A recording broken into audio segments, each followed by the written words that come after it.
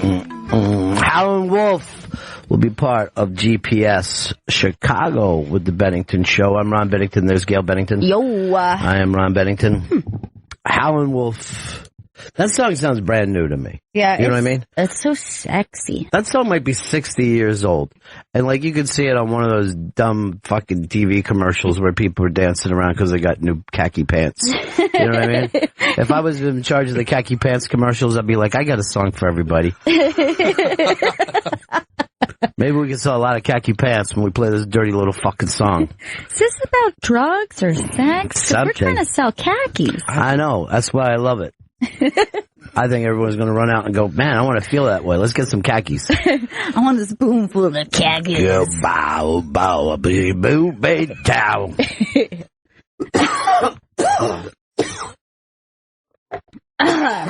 So Howlin' Wolf is going to be on GPS. That premieres this Saturday, 3 p.m. East on Deep Tracks, Channel 27. The lies about you. That's boom, boom. That's going to be a great show, man. Plugging in with the Chicago Blues. It's going to be a great one. Howlin' Wolf is maybe my favorite from that scene. I don't know. I go back and forth because I love Buddy Guy. This is going to be a fantastic one. Yeah, it's going to be a great one. I like all the harmonica players, man. Yeah, there was like so many elements of like going through this scene. I think it's one that it's like I knew on the surface, but it was really cool to jump in on this one, which we could not have done without Connor is his name. God damn it, I do it every time. I thought it was Colin Quinn. I'm like, that's amazing. God damn it. Why do I do it every time? Because you don't like him. No, I really like him. Thank God he's not here. No, he's not here today. He's taking a little nice winter break like the college kids get to. You get a long winter break in college. You get a long winter break, you get a long summer break, you get a long spring break. Yeah, but it's too long in the winter because it starts to get a little depressing. You're like a month and a half off. Just to regroup for the next semester. Everybody else goes back to work and shit, and you're still sitting around in pajamas. How do I fill my time? That's boom. Vito's putting together a special for us, but you haven't named it yet. No, I'm just trying to come up with the perfect What name. is it that Raw Dog asked for? They want us to show our favorite comics for you to look at in the next year. Our favorite comics for you to look at next year. Yes. And we're going to look at it on the radio. Well, we're going to listen to some clips, and we're going to talk about who you should really be checking out in 2017. All right, wait. What about Funky Buddies? We just caught Funky Buddies. Funky Buddies. I like Funky Buddies. Bennington's Funky Buddies. Comedy House Party. What about that? Comedy House Party 3. What about... Yeah, that's the thing. House Party is such a well-known damn thing. It, Chris. We can't go rip it off fucking House Party. What about Spoonful of Comedy? Hold on. Wow. That spoon. Just call it that spoon. And then, we're playing just clips, little spoonfuls of comedy. Right. And we're playing Alan Wolf. And that's the opening song. Yeah, that spoon. I just imagine the suits down the hall. So we really love it. They're not going to complain to us, but they'll scream at Vito. All right, we need, does it need to be like Breakout Stars, Vito? Is that the name of it? Breakout Stars? I don't think it needs to be Breakout Next level. Taking it next level. Taking it to the streets, okay. Doobie Brothers style. Why don't we just call it the Doobie Brothers? Doobs. I think we just said we need to veer away from the music. I think you're crazy. No. Music is everything, Spoonful man. was a pretty good idea. How about we just call it Hungry Like the Howlin' Wolf? And it's the fucking, you put together a mix of Duran Duran and Howlin' Wolf. And see how that. I love that. Yeah. Because the mixes are big with everybody right now. Yeah. Oh yeah, it's really. Mashups? Yeah. We don't know all the millennial terms. I don't know every fucking terms out there. Put a drop in it. Yeah. I know that's gonna go just over play big. Duran Duran under every stand-up set. Just a nice bed. Okay. Girls on Film. Maybe we just call this Girls on Film. Right. Girls and Boys on Film. Speaking of which, last night at the stand, I saw your friend, Annie Lieberman, and Annie Letterman. At Letterman, and who I've been watching her stuff with her parents for a long time. Oh, yeah. Snapchats. So I felt like I was meeting a TV star. So you got to see her, she did a set last night. Yeah, she's edgy, man. She's great. Yeah, I had such a great conversation with her when she came in and did Gail Meets Girls, and she's so funny and smart. And oh man, that's a classic Gail Meets Girls. You got to check that out because you just see that the women are ready to go sideways right now. They're so pissed. Yeah, and there's another one in the works to be announced when it is released. TBA. Let's just say TBA. TBA. Call that show tonight, TBA. Oh, is it on tonight? It? We have to do it tonight? It's tonight, Vito. Come live? I don't think so. Just call it Spoonful then, because I don't have anything else. So far, that's the best we have. Spoonful comedy. Let the comedy department know. Spoonful of comedy. So no more Duran Duran? Just a spoonful of comedy makes a mess and go down. How about we just call it next big thing? How about we call it with a bullet? How about we call it coming up? Ooh. Coming up. How's that sound? I like that. You like everything. You haven't turned down anything, not even the Duran Duran. I did turn down one thing a minute ago. I said we're getting too close to music. Doobie Brothers? That was Speaking a good of which, one. what if we call it Who's Next? And it's just us, we're just pissing on this big fucking weird concrete thing. And then Who's Next? Yeah. And then we say, who's next? I think Goldberg's got Who's Next taken. What fucking year is this, dude? 99? He's back right now. He's going to be at the Rumble in a few weeks. This is going to shock you, but only a small percentage of Americans know anything about Goldberg. Goldberg. Let's just call it Goldberg. I like that. What was his finishing move called? He had two. He had the spear and the jackhammer. All right, let's call it spears and jackhammers. And it's just dudes and chicks that are speared and jackhammering. Hey, were they really peeing on that stone and Who's Next? I never noticed that. Yeah, they all took a piss on it. Yeah. Get the album cover up. I just thought they were like... No one knows what it's like to be the bad man. Really?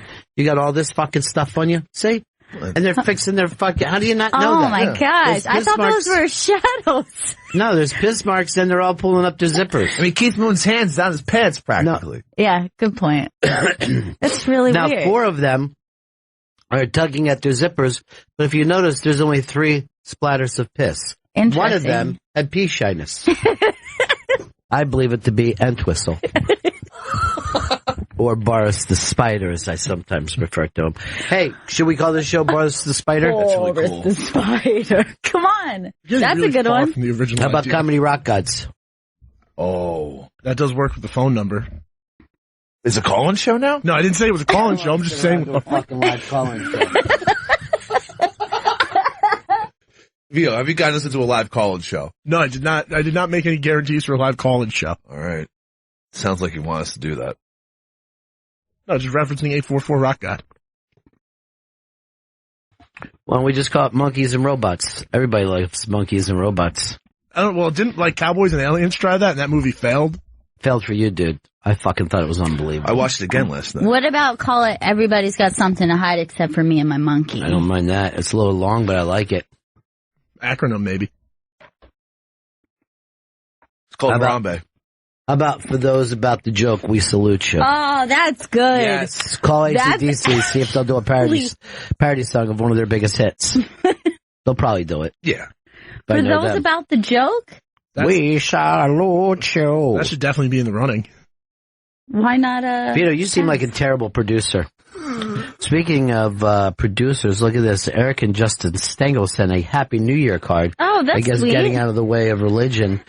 And it's just Eric eating sushi off of the chest of Justin. Yeah, off the nude chest. Oh.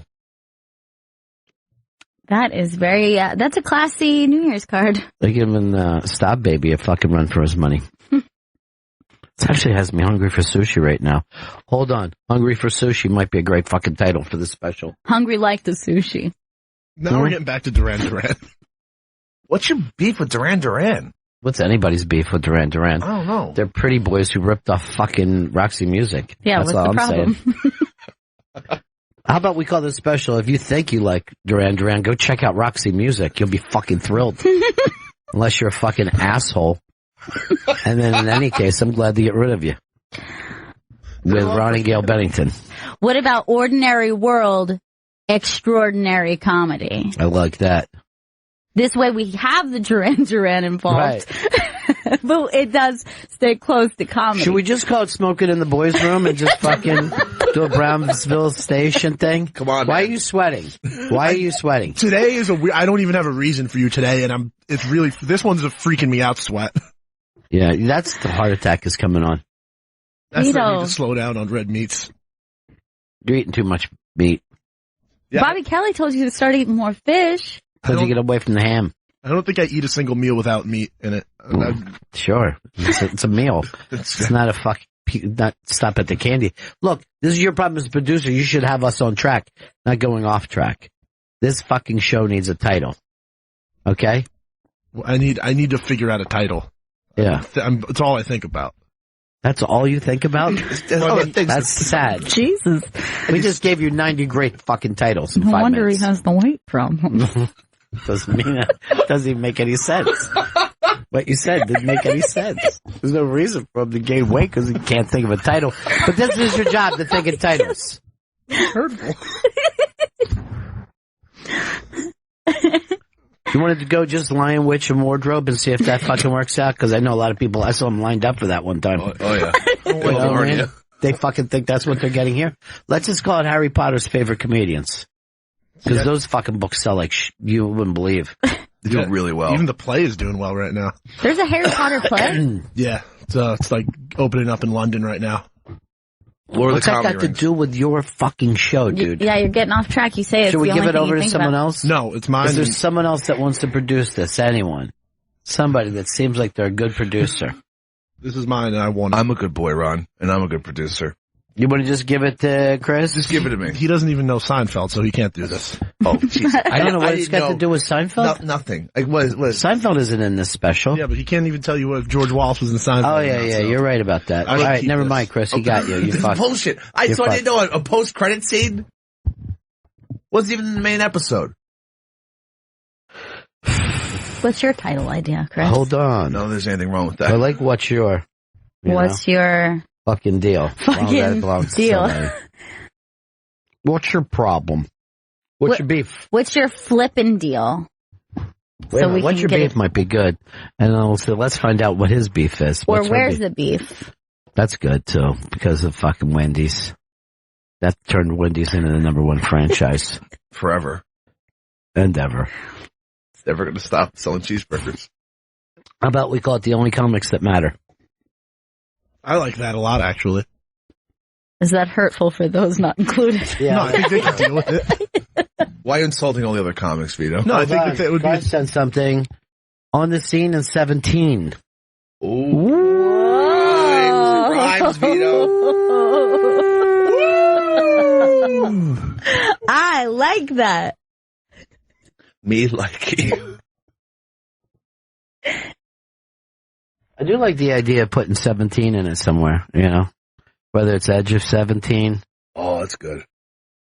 Who's a Sexy famous, 17. who's a famous, yeah, wasn't there, something in 17? Yeah. Some kind of rockabilly bullshit song? There's a lot of 17 songs. Edge Should we of call it the 17? Edge of 17? That's not a bad idea. Oh, she's only 17. Oh, you're gross. Oh, I thought you were saying Vito? the song. I Come thought- on. That's too young even for me. You're gross still. I Any mean, new tenders? I got some new matches, but I haven't talked to any of Well, them. let me see. This Let me girl see looks who matched kinda up weird. with you. I feel like this girl's ear is fucking straight. Well, let's take a break from what we're trying to do, put together Vito special. Just check out. Just, yeah. Chris is kind enough to let us live through his dating life. Yeah, it's fun. Right. I was swiping for him the other day. It's great. You can swipe all day. You ain't gonna get many men. I know. I love her, Oh man. no, her face is off. No, I What? dig it. Red hair, green fucking sweater. What are you talking about? I Simple. feel like there's something off there. Oh my god, No, you're no, so you're weird that fucking weird. She's exotic. She's beautiful. Yeah. Chris, you should be so lucky. Wait. Brown eyes? Yeah, she says she has to have brown eyes. Holy shit, listen to this, Gail, and see if this doesn't fucking describe our buddy. Okay. I prefer extroverted loners. Okay, that's exactly Dude, Chris. you are fucking dating her. Now. Just leave. And when you marry her, Yeah. I'm going to tell her at your wedding that you said there was something off about her What do face you mean once. off? I There's feel no- like there's something wrong with her ear. Oh no, my God, man, that's so, fucking sexy. Let me look a little closer. No, she's beautiful. Okay. Oh my God, must have brown eyes. It's like she like created you. Dude, she's great. Does she like cast a little I'm fucking, Gaelic, yeah, Irish it is Gaelic. spell?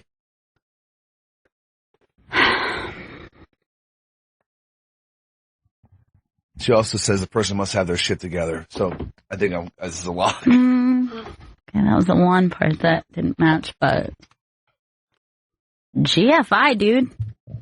All right, what's the next one? Give me your other match. All right, here you go. Your super match, if you will.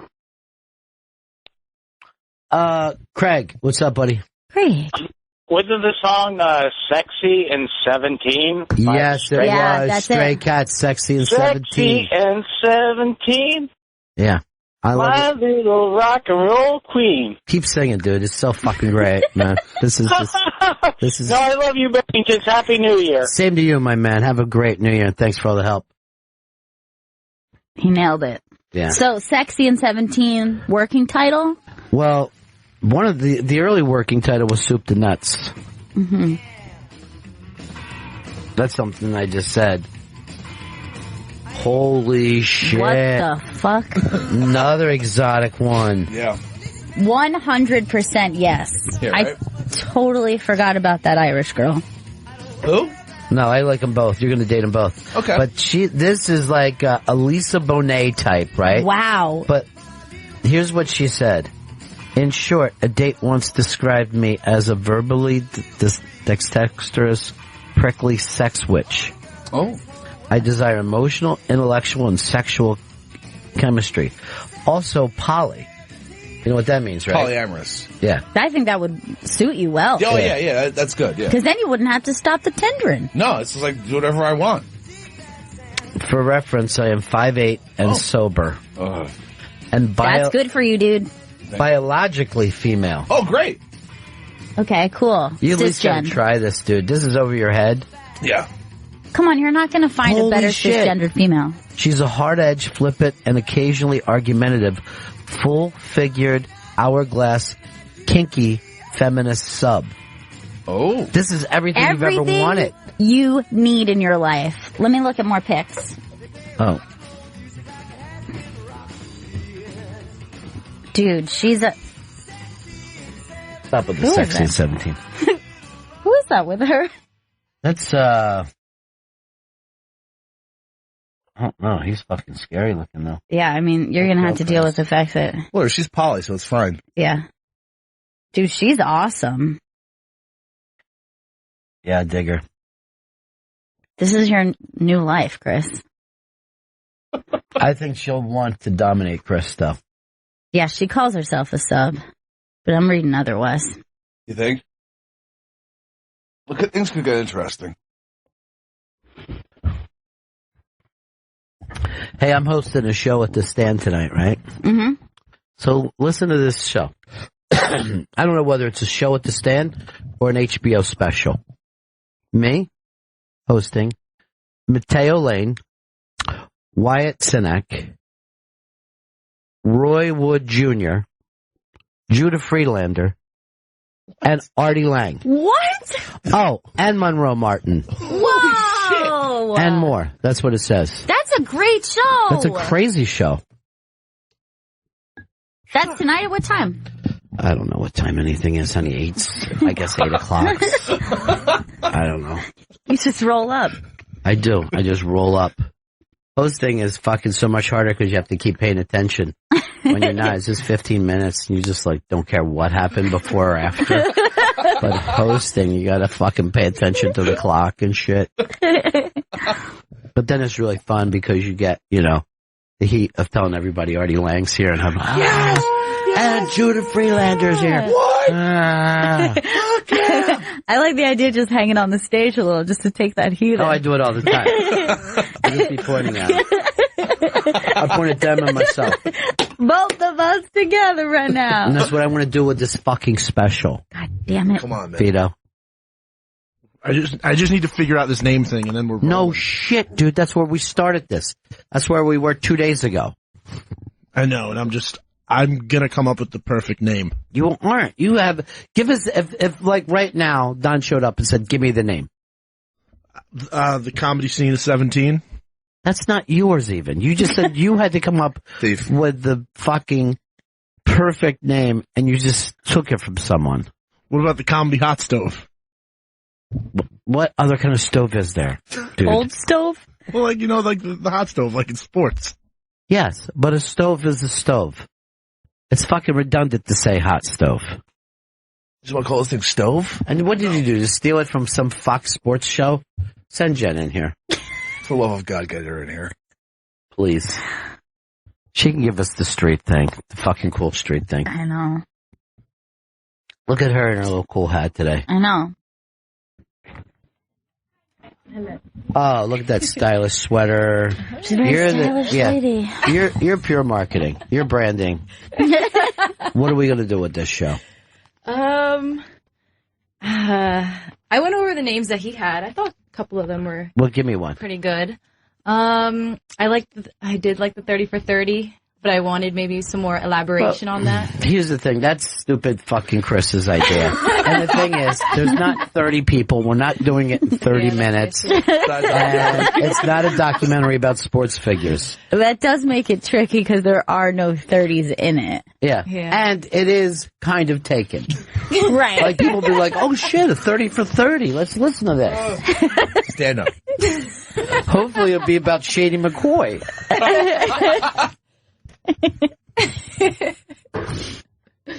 So we got nothing. Yeah. Let's face it. All right. Let's call it this. Nothing's happening with these nothing people tonight at 8 o'clock. That's not going to be the Here's buzz. the thing. We can't, Gail and I can't, look at me, Vito, instead of fucking looking at for 30 for 30s and hoping that you can steal it. Gail and I can't do our work until you do your work. Yeah. You've got to do the production, do it. And then we just come in. I mean, you know, Boom, boom, boom. like GPS. I'm going to guarantee a name by tomorrow.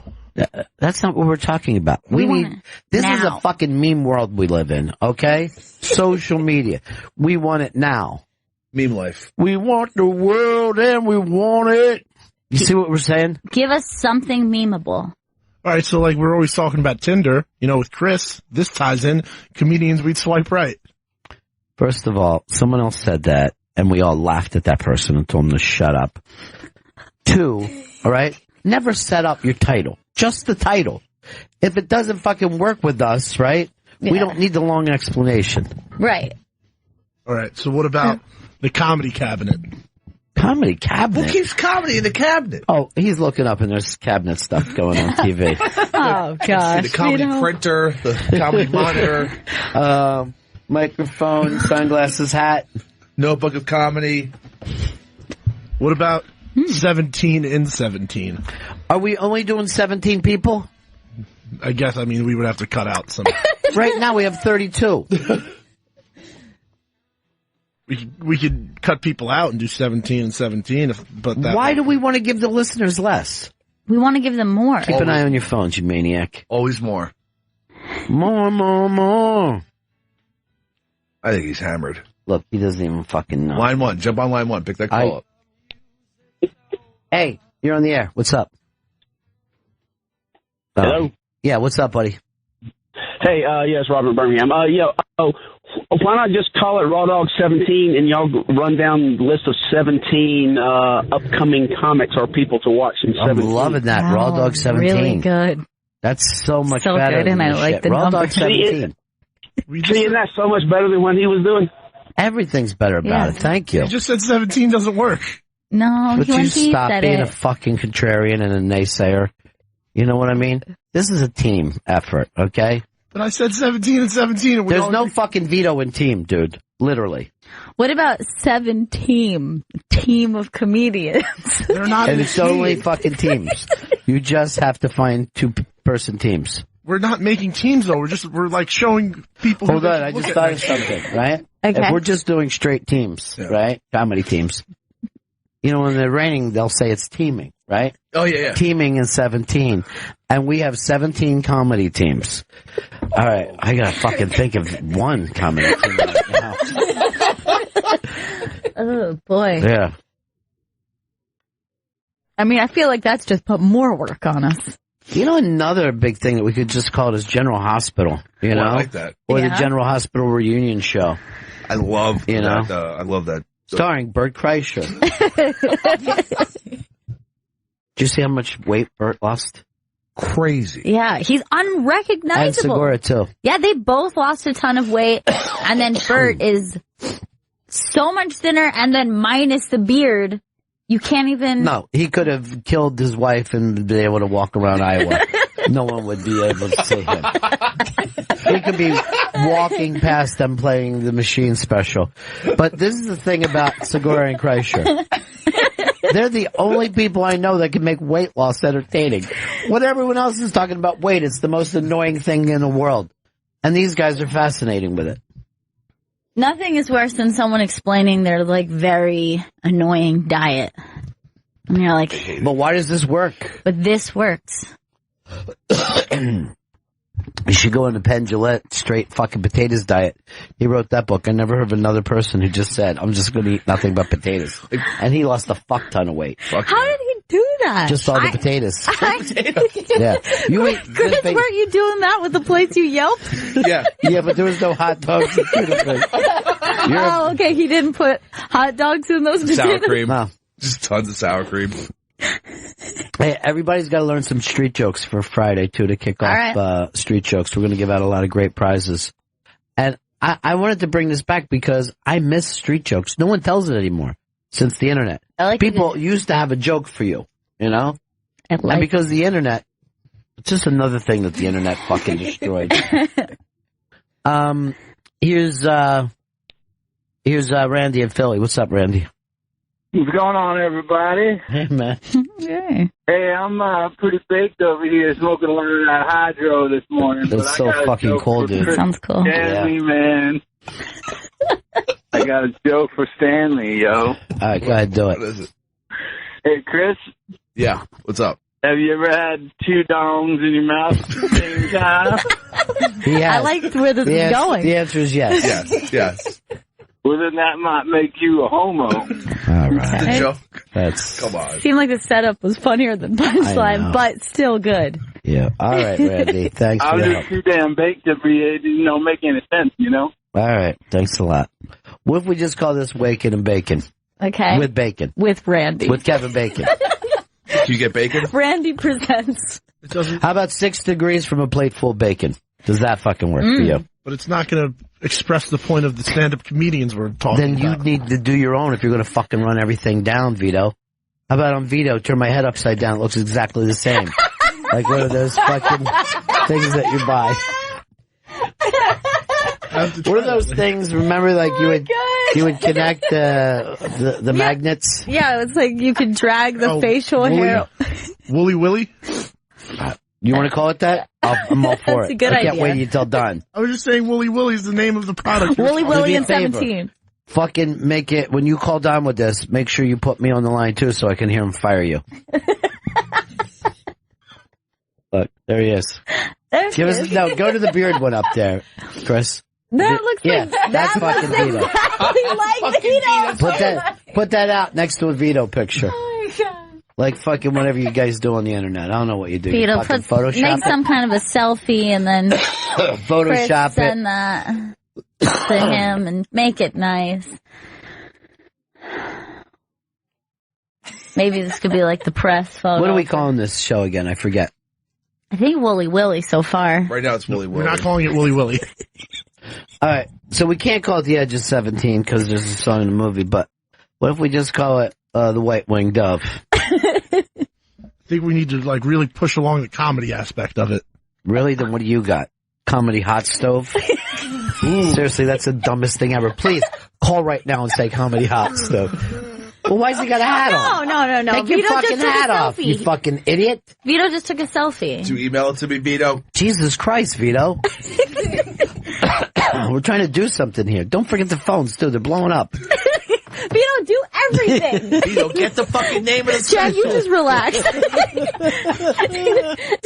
He is holding up the world. No wonder he sweats. What if we just call it WikiLeaks? Is that fucking doable? It's pretty cool. People are really interested in WikiLeaks. Love that guy. We've leaked the best Oh, that's good. We act like they didn't want it leaked. We got it. Wait till you hear this set. Russian hackers assisted us. How about not live and very censored? And we bleep all through their fucking sets. Sometimes not even the kiss words. No, never the kiss words. There's a kiss word. I was at the stand last night, and for the first time, I saw fucking Gurian in the dark trying to find his way through the room. It was really fucking funny. And I was so mad because I just wanted to see how long it would go. And the person I was next to started laughing, so he was drawn to the laughter like a fucking blind bat. Look at him trying to look sexy. How come you're not doing the same smile? I didn't see the picture of Wooly Willy. All right, you need to scruff your hair up a little bit. Yeah, make it nice. Get some more magnets up there. And let me see a weird smile. That's perfect. That's it. Right, That's it. Take it. That's it. Take it, Willie. That's it. Take it, Willie. And could you redden your nose? I can't wait for this. Looks so sad in this picture. I know. It just it looks like he's trying to get somebody to pick him for a date. Is that your only 2 date pictures? Yeah, those are the last 2 matches since yesterday. Bob. Trump Cook called over 1228 checking in about his. Cook. Stupid. No, that doesn't make sense. One thing you never tried with is the cuck thing. Go ahead. What can we do for you, Bob? I got a name for Vito's special there. Why not call it Coming to the Stage, the Comedians of 2017? Coming to the stage. But we spell it with a U. Okay, I like that. You know what I mean? Just to make it edgy.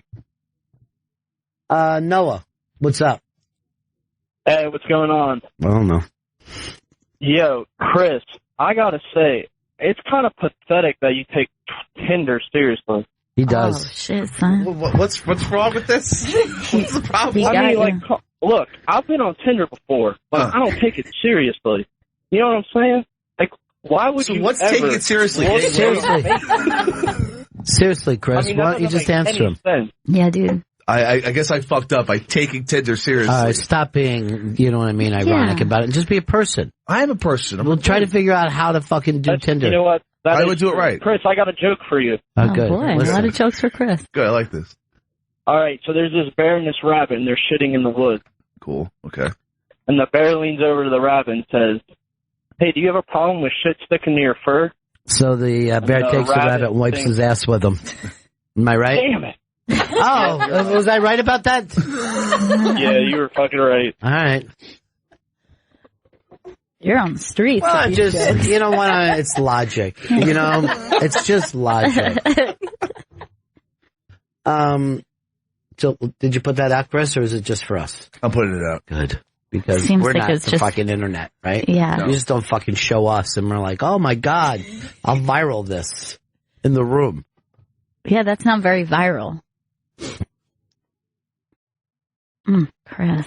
Send it to BuzzFeed and say, what fucking magnetic face character are you? But it's always this guy. No matter who it is, you're fucking him. Is it viral yet, Chris? It's not viral. Not yet, but it's getting there. All right. Let me know when it's sweeping the nation. I'm going to take a quick nap. Now, do you think that Wooly Willy is too old of a reference to go viral? I don't Do the think kids know about Wooly kids don't know Willy? anything except for apps. They don't know anything. You got to turn this into an app. Look, let me just say this. Do you think you could show a Frisbee to a little kid and they would even know what it is? This is how crazy the world's got. They don't know what a Frisbee is. They don't know what a fucking Slinky is. They just know what's on their phones. Cup and ball? They probably know how to cut balls if they've been fucking hanging out with Chris. What? No. No, that's what you teach them, Chris? I don't teach children anything. I stay away from them. Then why are you trying to Tinder them all the time? I'm keeping my distance. Wait, what if we call it Tinder is the night? See if Tinder doesn't fucking, broadcast, sponsor us. They want a piece of that. You guys shot down my Tinder idea before. What was that? Comedians we'd swipe right. That's stupid. Yeah, that doesn't make sense. Yeah, your fucking title's too long and too dumb. All right? You're fucking Willy Willy right now, okay? The fucking kids look up to you. They do. I'm hearing a lot of people talk about you, dude. Yeah. You don't want to be a fuck up the rest of your life. You want to be fucking cool. Crush their spirits, man. You're bringing back bullying without even meaning to. You know that the kids look to Willy Willy to think about their producing future. If you F this up. Can you recut Willy Bully, but with yourself singing Willy Wooly? Yeah. I'm Willy Wooly. Willy Wooly. Willy Wooly. All right, dude. No, not right now. I'm not doing it live. God damn it. Strange. You gotta go to a production booth for that. Wait a minute. What if you caught Willy Wooly in the Comedy Jam, and you're just eating a big fucking bowl of jam? I think that's too much about me. Huh? Too much about me. Yeah, but you have your shirt off. You got jam all over your armpits where your hair isn't. He's eating it barehanded, right? He's not using a spoon.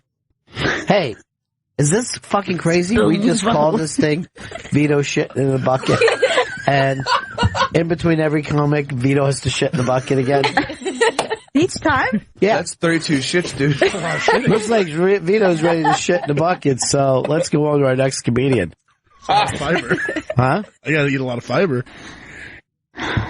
We just happened to catch you at the right time. We'll be fucking fine. That's fair. Oh.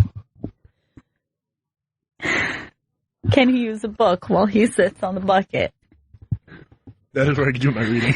All right, Sick Roy says this. Vito and Chris could stand on either side of the stage and call it Between Two Dopes. And the people would have to walk out in between the two dopes. That's fine. Just stay closer to Vito. I don't think we need the comedians to come in for this. Yeah, I think so. This isn't a stage production. For a guy that needs help, you fucking surely are judgmental. You should just be saying, thank you, sir. May I have another? Beggars can't be choosers. Hold on. I love that. That is pretty good, actually. Seems kind of negative. What? How? How's it negative? A beggar gets something nice, and they can't choose what it is. So, even if they have a peanut allergy, they have to eat it.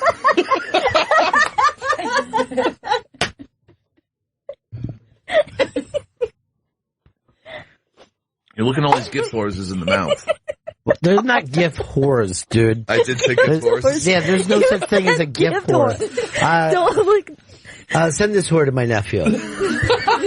And that's not nice to call your Tinder dates gift horse. I'm not calling them that. And you can't look a gift horse in the mouth. Not in the mouth. You can't look at it in its mouth because they always have a mouse with them. I have to write that down. You know that. You know how a gift horse always has a mouth. Gift whore in the mouse. John, Carolina. Yeah, Bennington's. Vito's comedy douche, because that's really what everyone's going to need afterwards. All right, have a good one, guys. I appreciate it. Do you have a problem with that one, Vito? Comedy douche? Well, one of your complaints? I don't think douches are really commonly used too much anymore, and it's kind of profanity in the title. Could be an profane. You fucking misogynistic prick. Well, I mean, like, douchebag's profane. To who? You couldn't say it on Nickelodeon. Oh my God, you can't say a lot of things on Nickelodeon. So what? You think we're living by Nick Jr. rules, dude? Never said Nick Jr. I said straight. You need to move on down to the kids' fucking channel, dude. That's where you'd be happiest at. Get the phone, Vito. I'm just, you know what? Get the fucking phone, Vito. Fuck, get the phone, dude. Keep moving. Everything should go great. I think he's drunk. Oh, geez. They had to redo the photo because you sent two different ones. Oh. Jesus Christ. Did you see the guy who called the flight attendant a fat ass and they fucking turned the plane around on him? What? Yeah. He was pissed. Here was his beef. They put him between two people, a couple, right? Yeah. This couple was talking over his head. he started going fucking crazy. And then, when he's given the flight attendant shit, which you can't do anymore. No. Just for giving shit. I mean, this guy he wasn't going to bring the plane down, but they fucking turned the plane around and fucking landed somewhere and had him arrested. Go ahead and play it. You guys treat people right on these things. If you see two last names the same, don't put someone else in the middle of them. I'm calm as can be. I'm yelling at you. I'm not yelling. You want to hear me fucking yell? Do you know how cool it would be to have the airplane turned around with me? They're going to do that? You do that. I'm being so impolite, aren't I, fat ass? And boom. For that, they landed a fucking plane. Goodbye. But now everybody else on the plane has to put up with that. Yeah, that's an annoyance. You're like, yeah, I take the bus and the train with assholes all the time. I'm not going to be late for work because of it. They're not going to fucking pull the subway off the tracks like they do in Long Island Railroad. You know what we need is just a airplane jail. Just like a little cage that they have to sit in. You know what? Like Con Air. They did this at Eagles games, right? Okay. Philadelphia Eagles had so many people acting up, they had to put a jail in the old vet stadium with a judge. And it worked. They were able to arrest sections and sections of people. Every home game, they would arrest 49,000 people. But then the following week, they only had to arrest 37,000 people. Right. The week after that, 29,000 people. Week after that, I'm sorry to say, it went back up to 51,000. You know what I mean? It's but some good things happen. But airplane jail is great. Now, here's the thing: can you smoke in airplane jail? No, you are in a cage. You're a caged bird in the back of the plane. You're not allowed to talk. Oh, vape. Oh, vape. Would this be bad that you just put all Muslims in there so that nobody gets upset? Just in case. Yeah. Is that bad? And shackles. Are they shackled? Oh yeah, definitely shackled. And they're not allowed to talk. All right. So, that actually looks pretty good, Vito. I'm looking at the thing. That Vito looks like. What is it? Wooly Willy? Wooly Willy. Wooly Willy. You actually even got the smile down. Your eyes are too much of fucking piss holes in the snow to really bounce like Willie's does. You look like a dog pissed in the snow. That's your eyes. Thank you. Vito, it seems like you would very easily do the mutton chops. Like your beard already grows that way. That if you wanted to do it clean. You gotta turn it into mutton chops. It does grow in an uneven. It goes heavy on the cheeks. Yeah. Not so much in the chin zone. No. That's because he's down there sucking all that dick. The balls. That's the ball section right there. Yeah, that rubs it all off. Richard in Texas. Hey, cousin Buddy Bennington. Hey, cousin. Hey, I was going to go back to the title, and I was wondering if the going sports team was comedians on deck. Vito, what do you think about that? Comedians on deck. That good? On Dick, I mean, it's up to them if they want to be on Dick. That's great. Are you producing this thing, or you just let it be a catch as catch can? Let everybody come in and do whatever they want. I hate to circle back to something, but what about comedians we wouldn't put on airplane jail? So these are people that don't go into airplane jail. Exactly. We trust them on the plane. How about comedy jail? Okay. Breakout from comedy jail. There's going to be a comedy jailbreak. See if we can get Thin Lizzy back together and find a new fucking guy to sing. Please. I'll reach out. To who? I don't know. Stop reaching and start doing. Vito, stop sweating. I can't do that. Answer the phone, Vito. God. How many times have we told him to answer the phone? Saw him. Fuck you. Is the fuck you to you? Oh, really? All right. What if you just call this fuck you to Gail? That's the name of your thing. I don't care for it, but you know what? I'm a team player. If that's what we decide on, okay.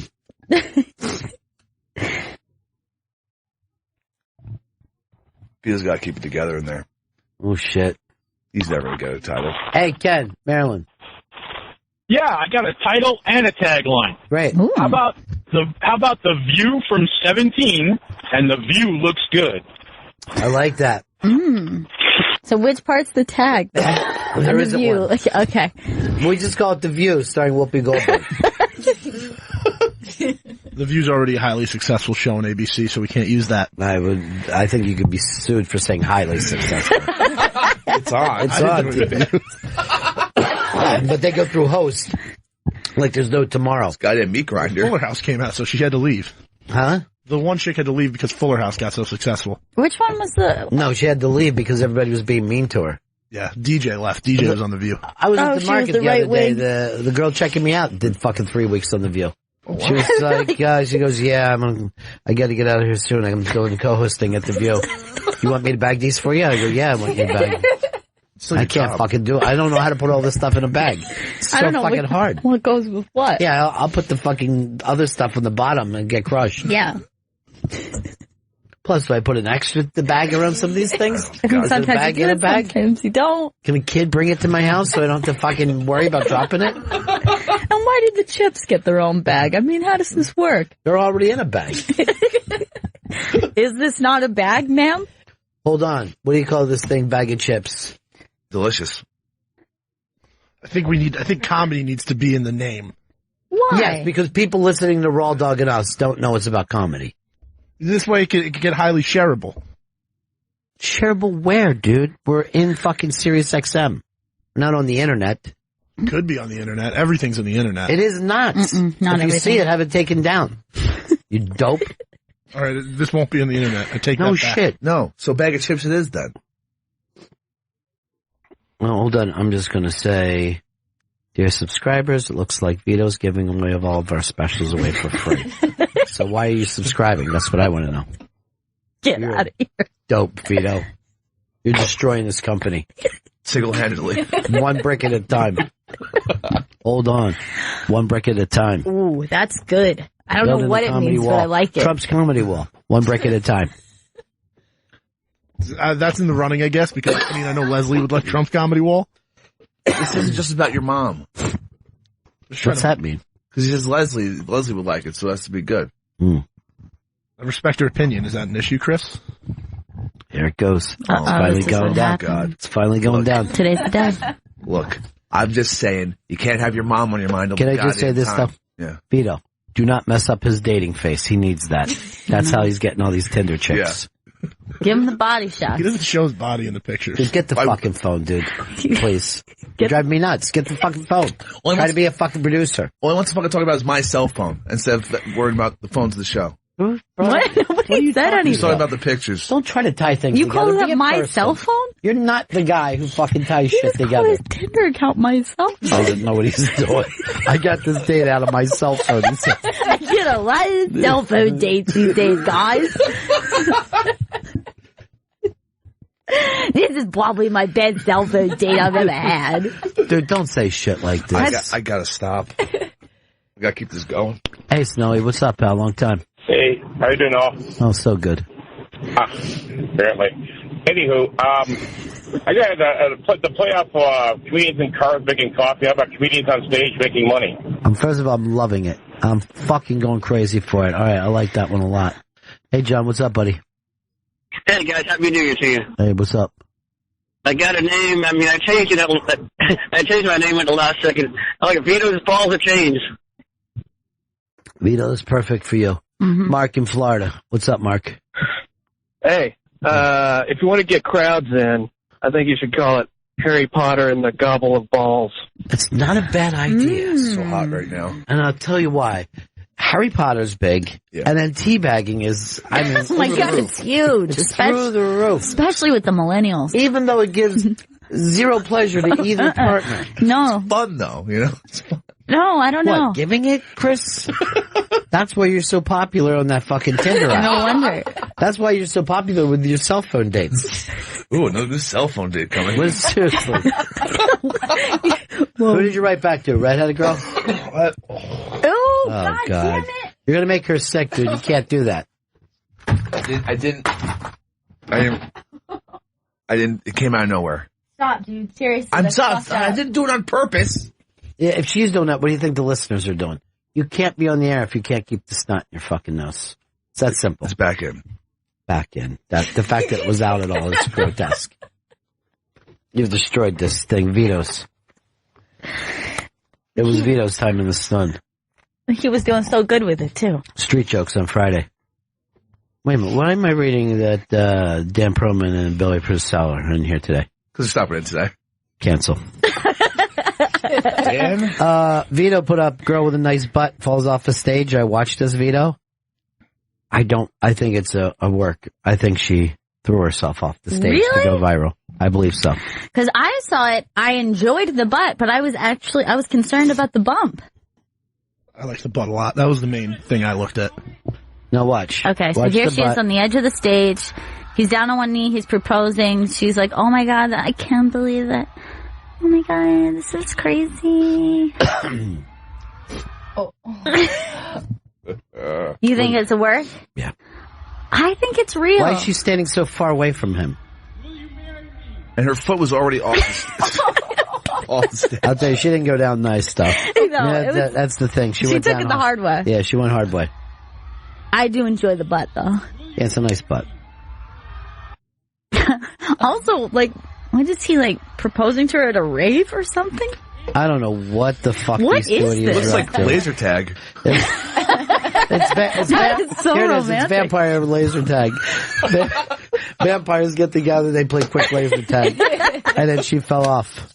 And why is there a tiny hole in the stage? What's that for? I don't know. Dropping into the gates of hell?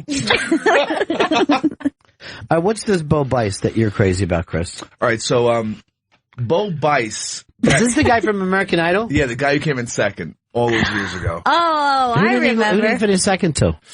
The blonde girl. Carrie Underwood? Carrie Underwood, no one could beat Carrie Underwood. No, Pickler didn't win. Not even She's Bice. the only one I know.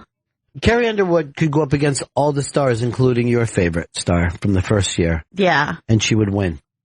Kelly Clarkson. Kelly Clarkson. Carrie Underwood is the Rock of country music.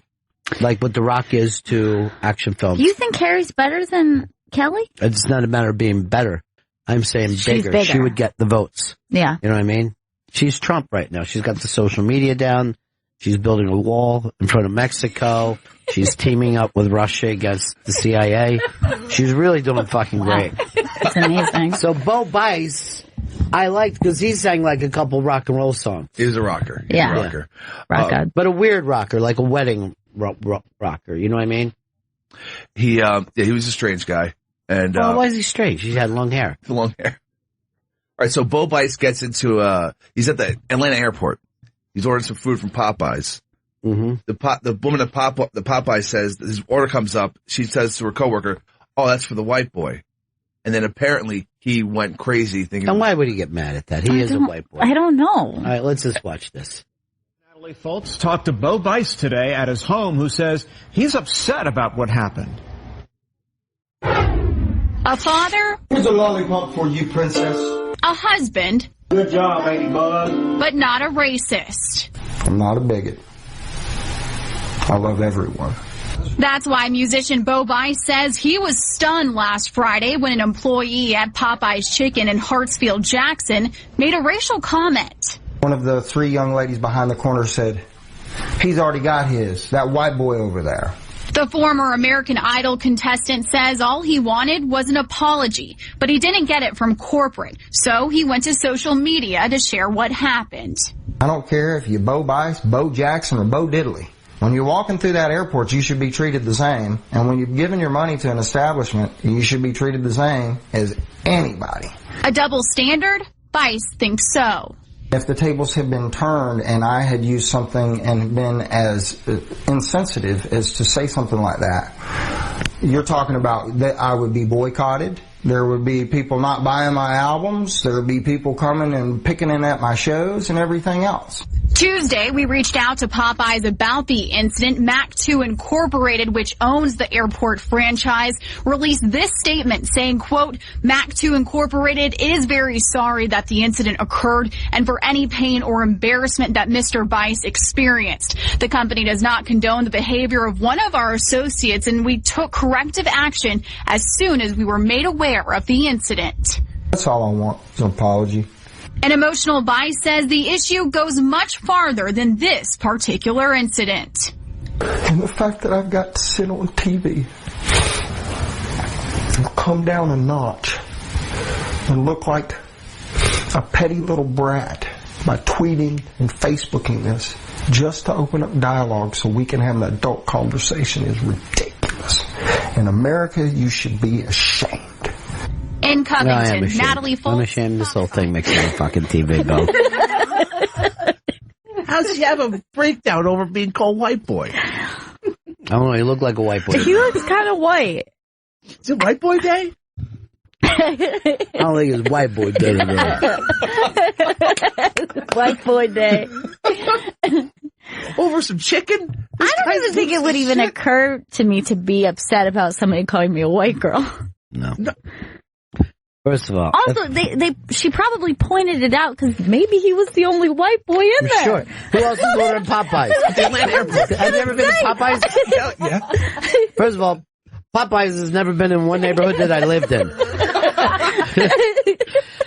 I would expect to get stares if I went into a Popeyes and started ordering up the popcorn shrimp. And understand why it would be easier just to write your name down as white boy in that circumstance. You know, white boy over here. Get a 2-piece.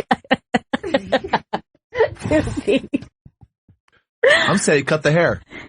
Yeah, he made a huge mistake cutting the hair. Gigantic mistake. He got old on us too, man. He really did. Yeah. How long ago was that? I guess it was early on. I guess it was like 10 years ago or so. Yeah, but still, that doesn't even look like 10 years difference. That's like an entirely That's 10 years of eating Popeyes, 3 meals a day. It'll age you. Yeah. It really will. That fucking white boy. Don't call him that. Motherfucker. Oh my God. That is so strange. It would not even occur to me to be upset about that. Just send him a bag of fucking chicken tenders. That's what I hate. The Popeyes has to put up with shit. Oh, we're sorry. We don't know what happened. Yeah, that is inappropriate. Let's see. Our 3 college dropouts who are struggling to put together this order fucking said something they would say in their own neighborhood. Sorry. The white boy's got his food. You're in an airport. You know what I mean? Like, what do you care? You just want to move. You just want to make sure no one sees you eating at Popeyes in the airport. So he was in the airport. It was an airport Popeyes. It was the Atlanta airport Popeyes. Now I'm just loving the idea that he got on a plane and was just like fuming about it the whole Writing ride. his Facebook post. Yeah. He reached into his fucking knapsack where he put all his fucking Popeyes food.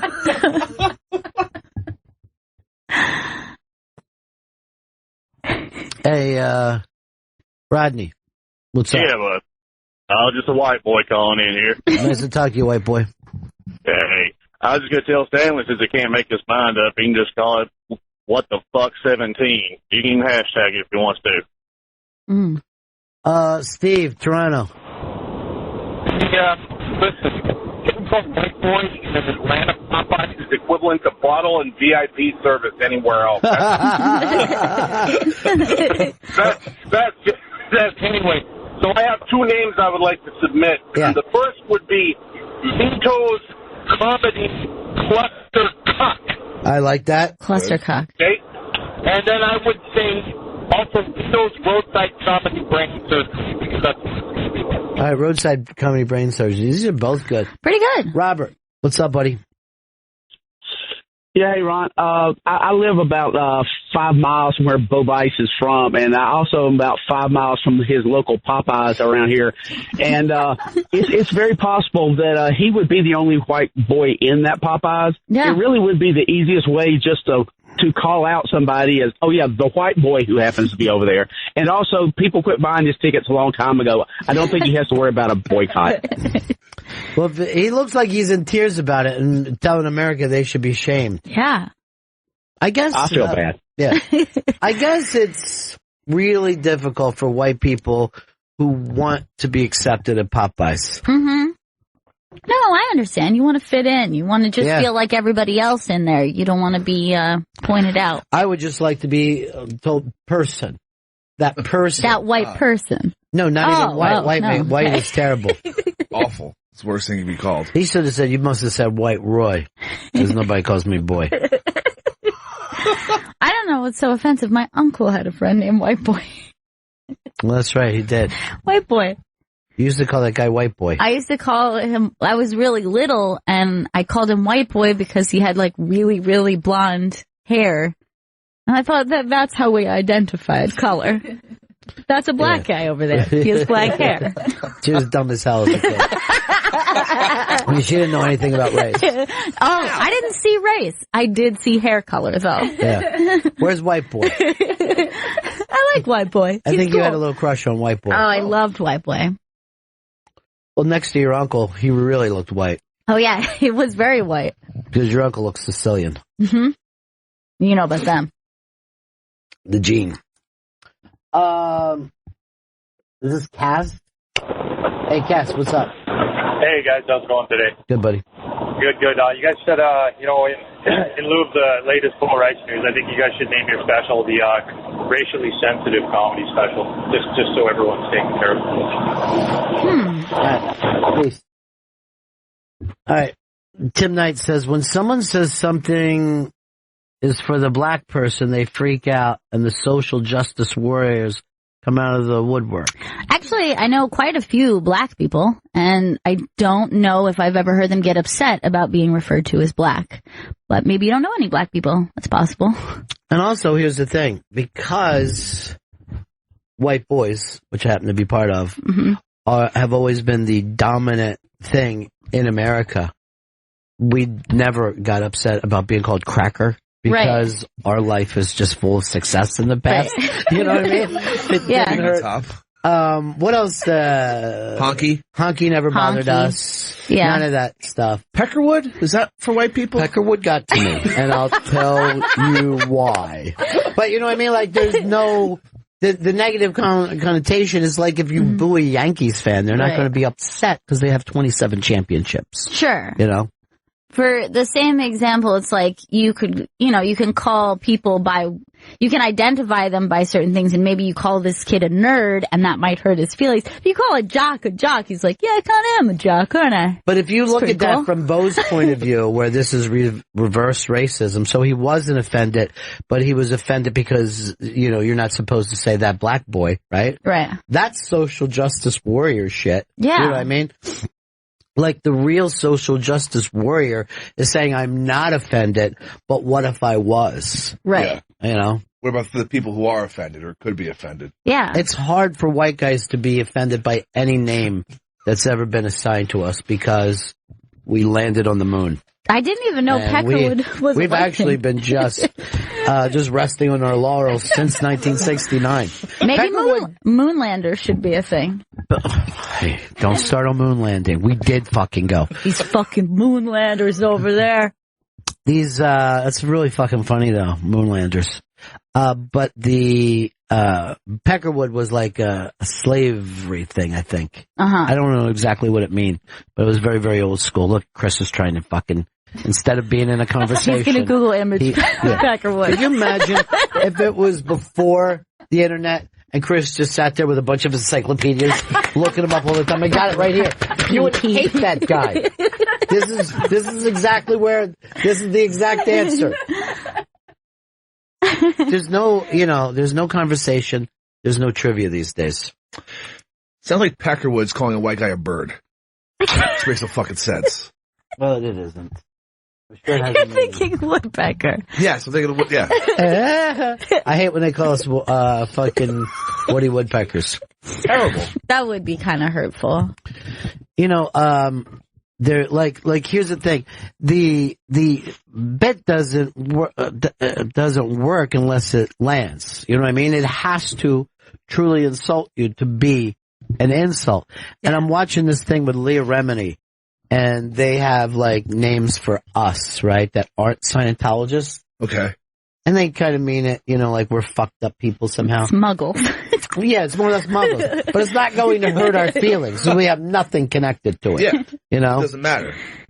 Only if you're fucking one of the very few Scientologists in the world. I can't believe you guys don't watch this show. I know. And it's all about where you grew up. Yeah, I mean, it's Clearwater is in there constantly. I gotta watch it.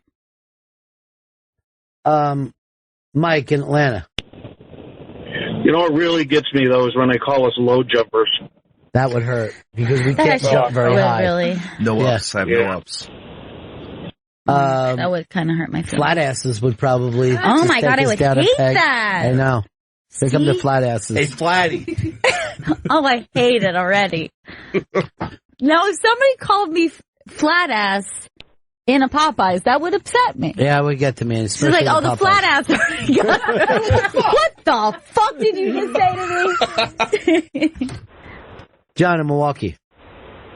Oh, hello, everybody. So I fly through Atlanta 75 times a year. I've eaten all over that airport, from P.F. Chang to Atlanta bread, and I've been called white boy every single time. Wherever he goes, give the white boy that. You're lucky if you're in Atlanta and you're white, they're not just calling you Buckhead, because that's where the white people tend to live there. Bunch of buckheads. Man, that Atlanta Falcons football team might surprise us all, huh? You're not betting on Matty Ice. I'm not betting on Matty Ice. I think Matty Ice is going to be less ice and more choke. Oh, Jesus. That doesn't make sense at all. In some Made way. no sense. No, just have a conversation. I think Matty Ice is going to fucking choke it all the way. I know they have a prolific offense, but add a little bit of an ice pun somewhere. not icy enough for Matty. Matty Ice is going to cool off this year. Matty will be melting under the heat. Looks like Matty Ice would have some frostburn in the playoffs. Come on, Chris. Are you in or out? I'm always in. They say he's going to be the MVP, but they're not going to go to the Super Bowl. It's not going to happen. Based on just the past. You're looking at the past instead of the future, my friend. That's where you fucked up. Their future is either, I believe, the Packers or the Giants. The Packers will outscore them. The Giants defense will fuck them up. You're getting more and more excited about the Giants as every fucking day goes along. Their defense is really fucking impressive. But I called on Thanksgiving, Patriots will win the Super Bowl no matter what happens. But you're the guy that was in the video. Fuck Tom Brady. I know. Hopefully there could be a second video of this Super Bowl. Oh my God, you guys are so old now. It'll be like when they try to put the Fat Boys back together, you know? Like it's more sad than anything else. When did that happen? 7?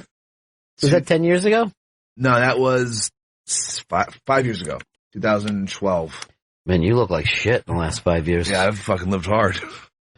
Well, you're dating now. Yeah. You heard back from Redhead yet? Not yet. It's odd. I know. I'm like, come on, lady. We lady? matched. You're calling her a lady?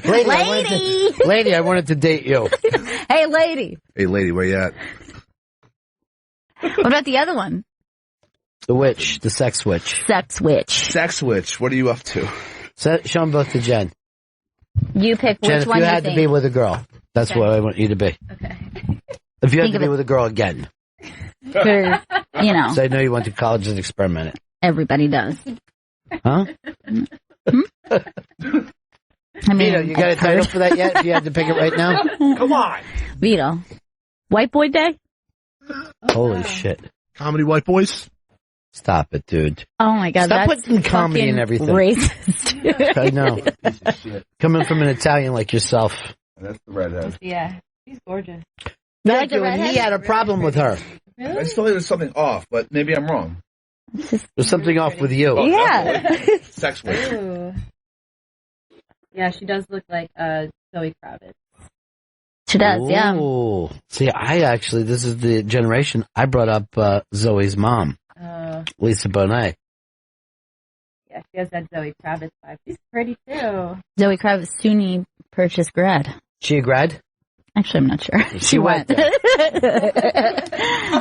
Didn't follow up on that, I'm not sure. I met some SUNY Purchase kids the other day when I was at the stand, and they were all excited that you guys went there. And they're like, it's a great school. It just kind of looks shitty. It does. It's terrible. It looks like a prison, but it's a fun prison. Oh, yeah, it's an incredibly fun prison. Hold on. The fun prison? Oh my God. I don't know if I want to bring the prison system into it. Dude, then why don't you come up with something better? You just fucking shoot down every idea we have. He reminds me so much of Bo Bice right now. You are the Bo Bice of this fucking show. I don't want to be the white boy prick who starts crying at the end of the interview. Oh, white boy. And then tells America to be ashamed. He's crying on fucking TV. The only way that you can cry on TV is if you can't find your kid. Then you cry away. You know what I mean? Then you bawl and everybody's on your side. But not because you didn't get your fucking chicken as fast as somebody else. What's with his love of chicken? And by the way, since he already got his chicken, why is he fucking hanging around? I don't stand at the fucking counter at a Popeyes. This story stinks now that we're breaking it down. I think he just wanted to get some heat. I think if you're fucking getting Popeye's chicken or you fucking just made a crack deal, you leave fast. You don't hang around.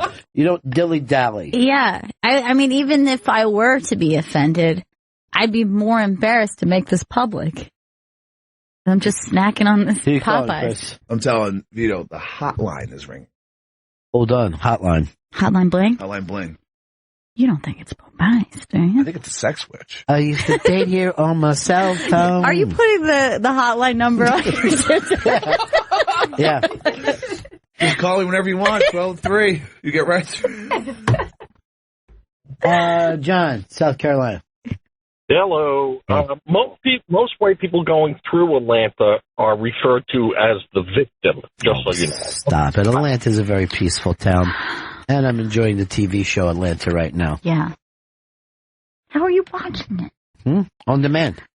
I demand to watch it. I just looked it up. It wasn't there. Why is it not showing up on my demand? I think you're on Brooklyn TV. Oh my God. That stinks. I need one of those white boy TVs.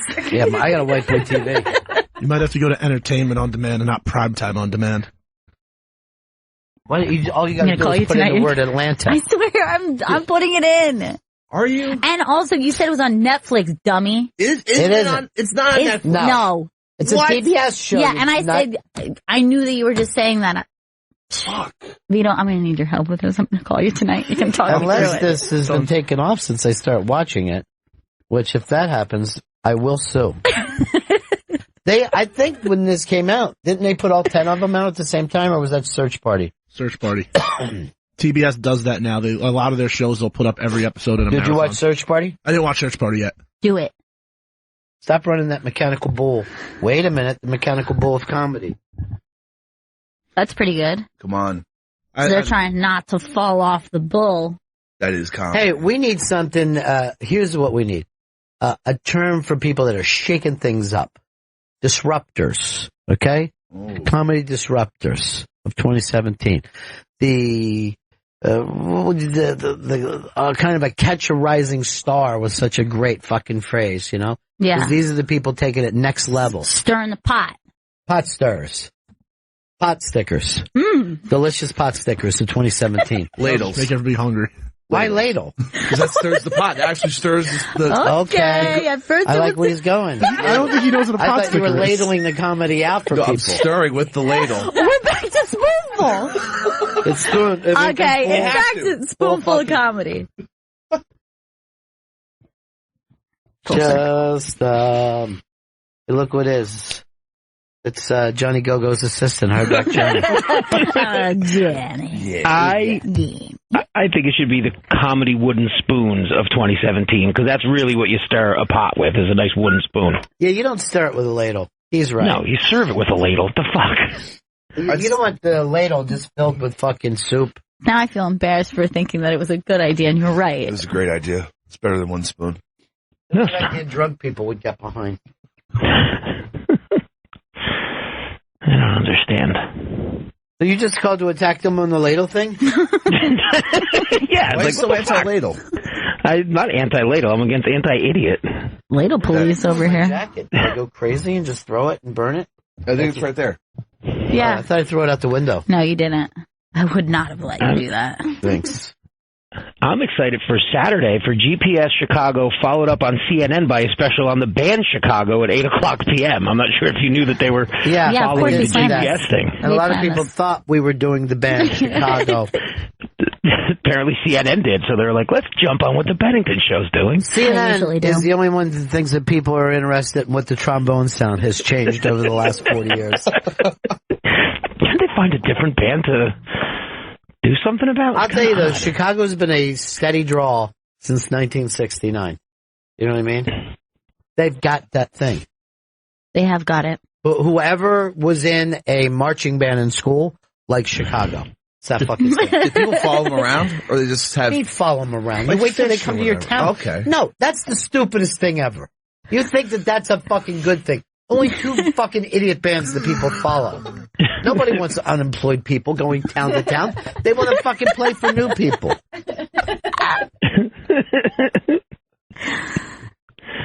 See, how many original members? That's all he goes back to, Fish. Oh, a band that no one will ever do anything on. No. They produce their own documentaries. Yes, I know they do, Chris. I know that because you tell me every time I go out to fucking lunch somewhere, I got to hear all about Fish. You're about to see this new thing. You're eating Fish, huh? You ever listen to the band Fish? It's with a PH. I'm going to give you a DVD of this, the It Festival. You're going to love it. You don't know anything about Fish. That's the fucking thing. I know when there's a Fish fan, you fucking start screaming, well, I'm not a fucking maniac. Yet any music conversation, he brings up Fish. He's like, we doing a GPS in Vermont? I go, there's no one there. I go, Chris, we can't do it. Let's just look into it. I'll put Colin on it. And then some days Don't say that because now it's going to get stuck in my head. I'm going to say it to the his right face. fucking way. Have respect for people who work here. That's I love that's Connor. really like why I do it because you keep calling him Colin to me. It's not funny. It's Connor. Or we just change his own air name to Colin. I don't want to. I want him to be Connor. I want him to be who he really is. How about we call White him, boy? How about we call him Sarah Connor and we just keep killing Sarah Connors before we get to him? Okay. Perfect. Jen, weren't you kind of interested in Connor for a while? Me? Yeah. No. That was my sister. Yeah, Anything but happened? I kind of think. No. Your sister's kind of a serial dater, right? Yeah. Okay. Yeah. Better slow her down. She's getting quite the rep. Yeah. Mm-hmm. At least on this show. I don't know if anywhere else. It seems like you're spreading it though. I'm hearing a lot of things about your sister. Any word back yet on your dates, Chris? No, nothing. Please, just tell us. I will. Who are you hoping comes through first? Redhead or sex witch? Kind of like Sex Witch. I kind of like Redhead. She's a mystery. She's more of a pagan than a red. I mean, I think that girl's called herself a witch because she's kinky and wild. Yeah. But I don't think she has any real spirituality about her. It seems like the redhead had your number. Like she was describing you. I know. That was weird. There's something serious there between you and her. You think so? Yeah. Yeah, the extroverted fucking loner, that is you. That's so you, dude, and the brown eyes. Brown-eyed girl. I'm going to play that for her. I'll just send her a link to Brown Eyed Girl from Yeah, do all the stupid things you can. Say anything, just give me a fucking response. Jimmy, Delaware. Hey, white boys and white girls, how are you? Hey, what's up, dude?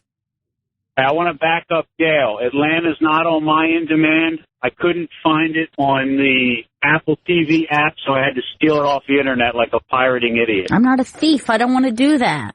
Oh, well, that's the only We thing I want Donald Glover to get all the credit. Hey, Ron, can I ask you one more quick question? No. What's that? Pretty please?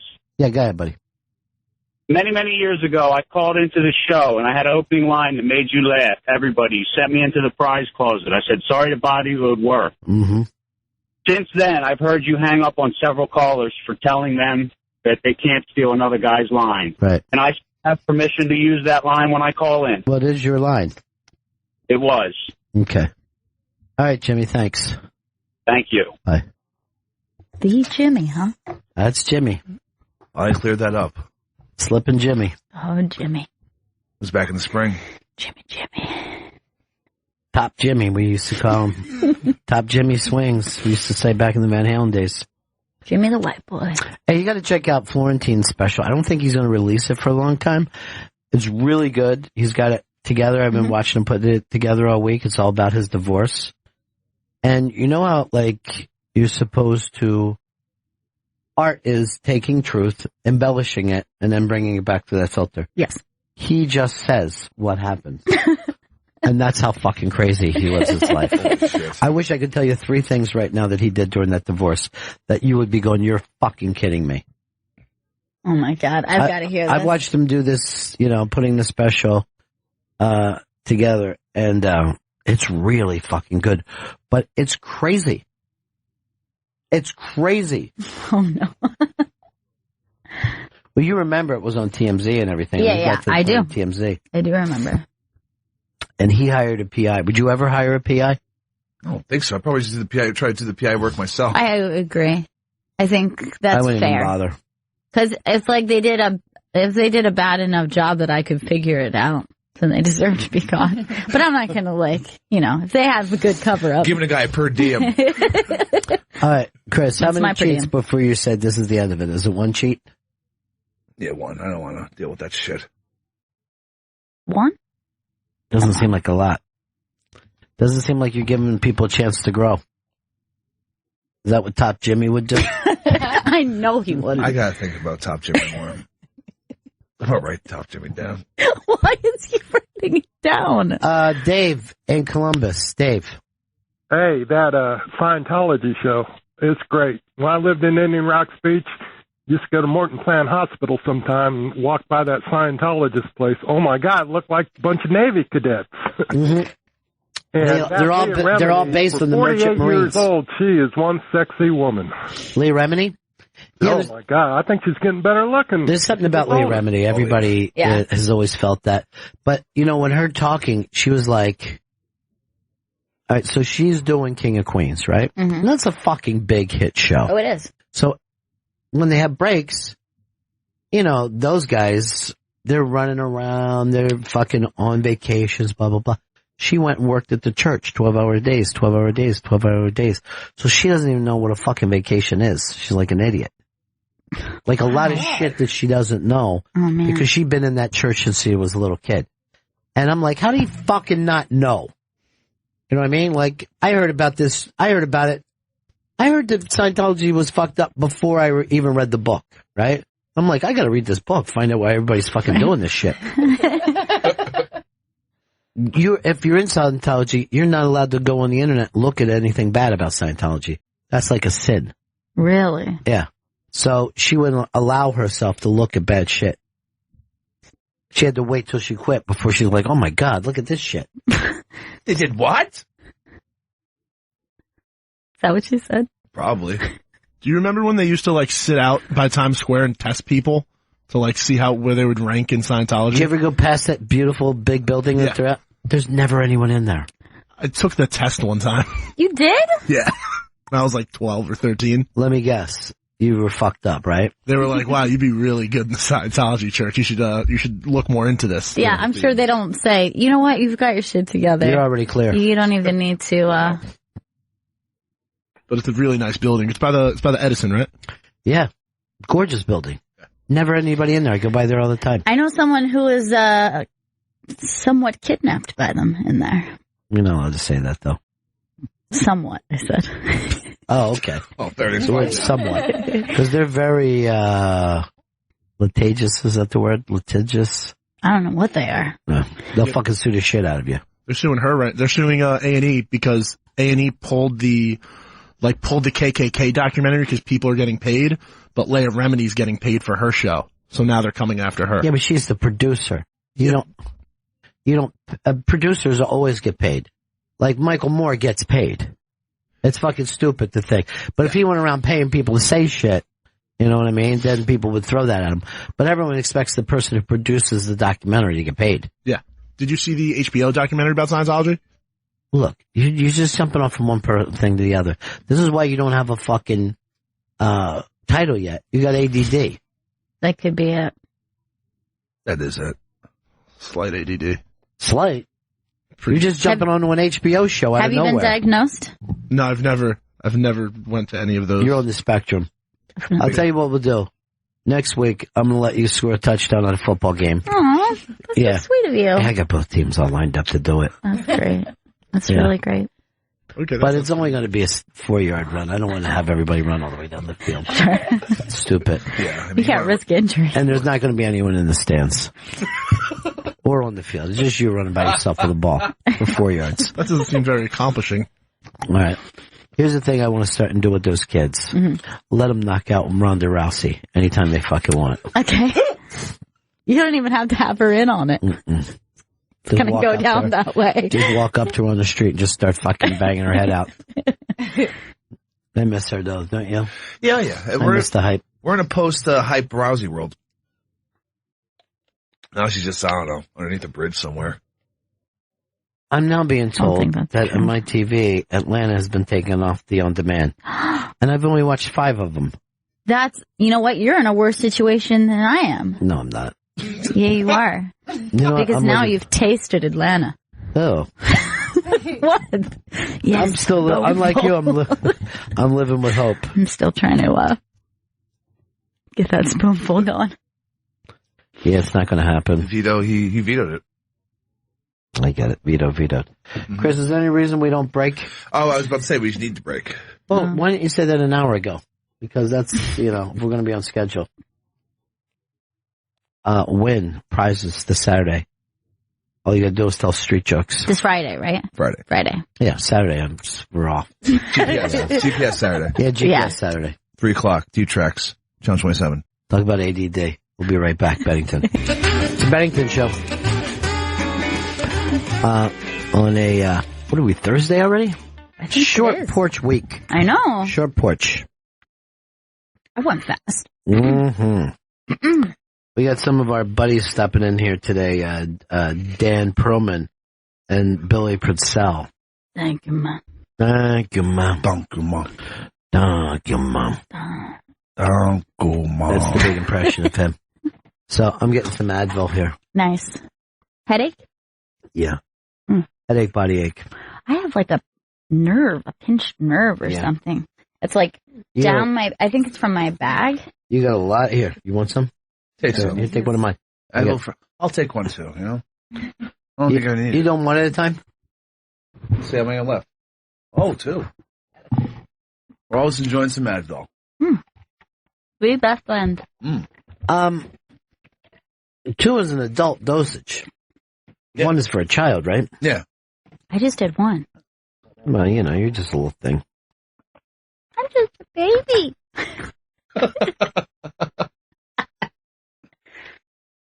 I just take like 6 or 8 at a time for like hangovers. Which What? is like really bad for you, right? I'm pretty sure that's like really bad.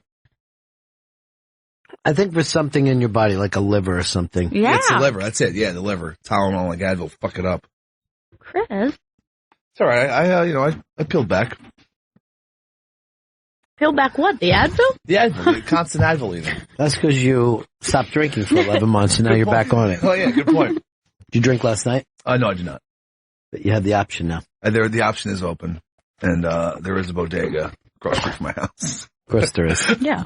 There's a bodega across the street from everyone. There's 7 between myself and the subway. Sure. So you had a story you wanted to bring up to us. Oh yeah, did you guys see this Chicago story that I just broke last night? These 4 kids that kidnapped and tortured an autistic kid or something. Maybe the kid's on the spectrum. I'm not sure. It's not on the spectrum. They said special needs. Special needs. I didn't want to watch it because I don't like watching torture. Yeah. And all 4 people have been arrested, right? Yeah, they live streamed it, I think, on Facebook Live. And they make this kid said, fuck Donald Trump, fuck white people. It's horrible. But why do something and be so stupid to put it out there? I'm not really sure. Like the other night, there was that guy who robbed the fucking diamonds at midnight, right? On New Year's Eve. Yeah. And then it's a great idea. Then he looks right into the camera. He just stares into the camera. Gives like a little wink and a thumbs up. You're going to get busted. Yeah. I had the same reaction as you. I read the story, but I wouldn't watch the video. I don't like watching torture. I don't like to see it. One of the kids plugged his SoundCloud as well. I guess he has a SoundCloud account, and he plugged it. I don't know what it was because I didn't watch the video, but I just read comments. Did he think no one was going to fucking rat him out? I don't know what the fuck these kids were thinking. I think they might be special needs. All kids are special needs. I don't have time to give them. I cannot fulfill all the work. You can't even give them regular needs. No needs. I would like to see as soon as babies are born, they're fucking taken directly to jail. Just for safety. Airplane jail? Everything can't be airplane jail. Okay. You got caught up in that airplane jail. I know. It's because I'm such a big fan of the movie Con Air. Well, who isn't? I mean, we all are. You like that part when he's like, sigh, and he's like, Nara. That was good. That was really good. And put the bag. Put the buddy back in the bag. You heard me. And then his friend was like, I need my stuff the bag. Let's fucking chill out for 5 minutes. You're fucking up everything for everybody. And then there was like the rape rose guy. He was pretty cool. Yeah. Every rose is a rape. That didn't even make sense. Who's going to just sit around and keep roses for the rapes? No one does that. Tattoo a rose for every rape I did. You know how they say that a serial killer will always take a little trophy to remind themselves? Mm-hmm. There's 0 fucking times that's happened with real serial killers. That's just a movie thing. So I said to somebody, did they find all the trophies that he took? And they're like, what are you talking about? Serial killer trophies. So I went and looked it up, and it was like one of those things, it's just a movie thing and nothing else. I always hate when that happens where there's like a trope in a movie and we accept that as a truth only from seeing it in movies. Yeah, but well, it you never see it enough. You're just like, oh, this must be a thing. Well, you know what's really funny too is like the Old West, right? The amount of guns being shot, people being shot in a gunslinger movie, in any gunslinger movie, is more than actually were in the Old West. They didn't have that. Yeah. And they also never lined up face to face. High noon style, where the second person would win. You know how they will, whoever goes for their gun is the guy who loses? Yeah. Because he's the bad guy who's trying to get the jump, so he loses. But there's never been that type of thing where they fight that way. They would just see each other and start shooting the way we do today. So you're trying to tell me that The Quick and the Dead is an unrealistic film? There were more gunfights in The Quick and the Dead than were gunfights in the Old West. That's exactly what I'm telling you. That people were not as murderous as we've been led to believe. Like even back then, they didn't like murdering people. They're like, yeah, it's probably a situation where it was like a circumstance that happened 1 or 2 times. Well, they were kind of big even on like writing up different like gunslingers and stuff at the time. Like that's kind of a weird thing. Like they were writing those little what were those little dime novels? Dime novels. Right. And all those people were saying like, this stuff is bullshit, The dime novels they wrote about us is bullshit. It's basically like being, written up, I guess, by like, some yellow journalism or something. Right. Like the coward Robert Ford would read. Yeah, that kind of shit I'm that he likes to 5'8", read. you're 5'8". So all that shit's bullshit. You got a title yet, Vito? Keeping an eye on comedy 2017. All right, that's it. Go ahead and give it to Don right now. And let me know when he responds. I can't fucking wait. An eye on the radio. I cannot wait. Did you send it to him? Keeping an eye on comedy. No, because Gail pointed out that it's the radio and eyes don't. I wish you would have just let you die. I wish you let you die on the vine. High noon status. Let you bleed out in the street. CC me on that email. Yeah, CC all of us. BCC me. I don't want him to know that I read it. But I do want to read it. We can't get started until you fucking come up with your title and your stuff. Let's get it done. Wait, let's get it done might be perfect. Let us get it done. 2017. And something about Harry Potter. I saw this. Brooklyn is now getting luxury hotels, meaning gentrification is completely done. When you get down to the luxury hotel time. It's taken its final form. Yeah. Like in Williamsburg and like right around the Barclays Center. Mm-hmm. It's just fucking. Yeah. It's Manhattan. And it's getting so $500 a day yeah. fucking hotels. Yeah, it's fucking like especially around the Barclays Center where it's just nothing but franchises around it. It's really weird. That fucking spot used to be not nice at all. Yeah. And like a lot of those small businesses and like good bars that were around there are going out of business. Yeah, that's what happens. They can't fucking afford the rent. I remember when David Letterman moved up and reopened that old theater that now, and he would put the people who were his neighbors on TV with him. And they ended up getting boxed out of that neighborhood. They could not keep up with the prices. Right. Even having TV exposure. They could not pay the fucking rent. And everybody was like, oh my God, it'll be so great if Letterman, moves to that thing. It's going to really help the neighborhood. It did for people who fucking came to the neighborhood with corporate money after the fact. Not the people who were actually in that neighborhood. They were all pushed out. Yeah, you can help a neighborhood too much. But you destroy it. Isn't it funny to think that in the 90s that was too far north and that was like a shitty, fucked up place where there weren't any good businesses? Yeah. And it's 54th Street, 55th Street? And that was like, oh, that's north of Times Square. That's really, fucking outland. You probably could not even fathom what the rents are for that area. No. It'd be like trying to guess the rent of the place that we're in now. I can't imagine. I wouldn't even be able to begin. $1,800 a month? No, not $1,800 a month. For Sirius. Sirius XM. Both floors. Wait, God knows. You mean $1,800 a month for one floor? Do you know how much money is? Do you have any idea what money is worth? He's saying $1,800 a month. You can't even get for $1,800 a month. You can't get a studio. We have two full. I can't be in this conversation with him. Don't even. Give me a story. I got to move on. Well, what about the George Lucas is trying to sell his? He's not even trying to sell it. He is trying to make a Star Wars Lucasfilms museum, and he's going to. All expenses paid. He's going to pay for the construction. He's going to give all the memorabilia and all the artwork and everything. And he cannot find a major city right now who will agree to take it. He's trying to give it away. It's $1.5 billion. Yeah. And this is just stuff that he has in his garage, and cities don't want it because of the land is...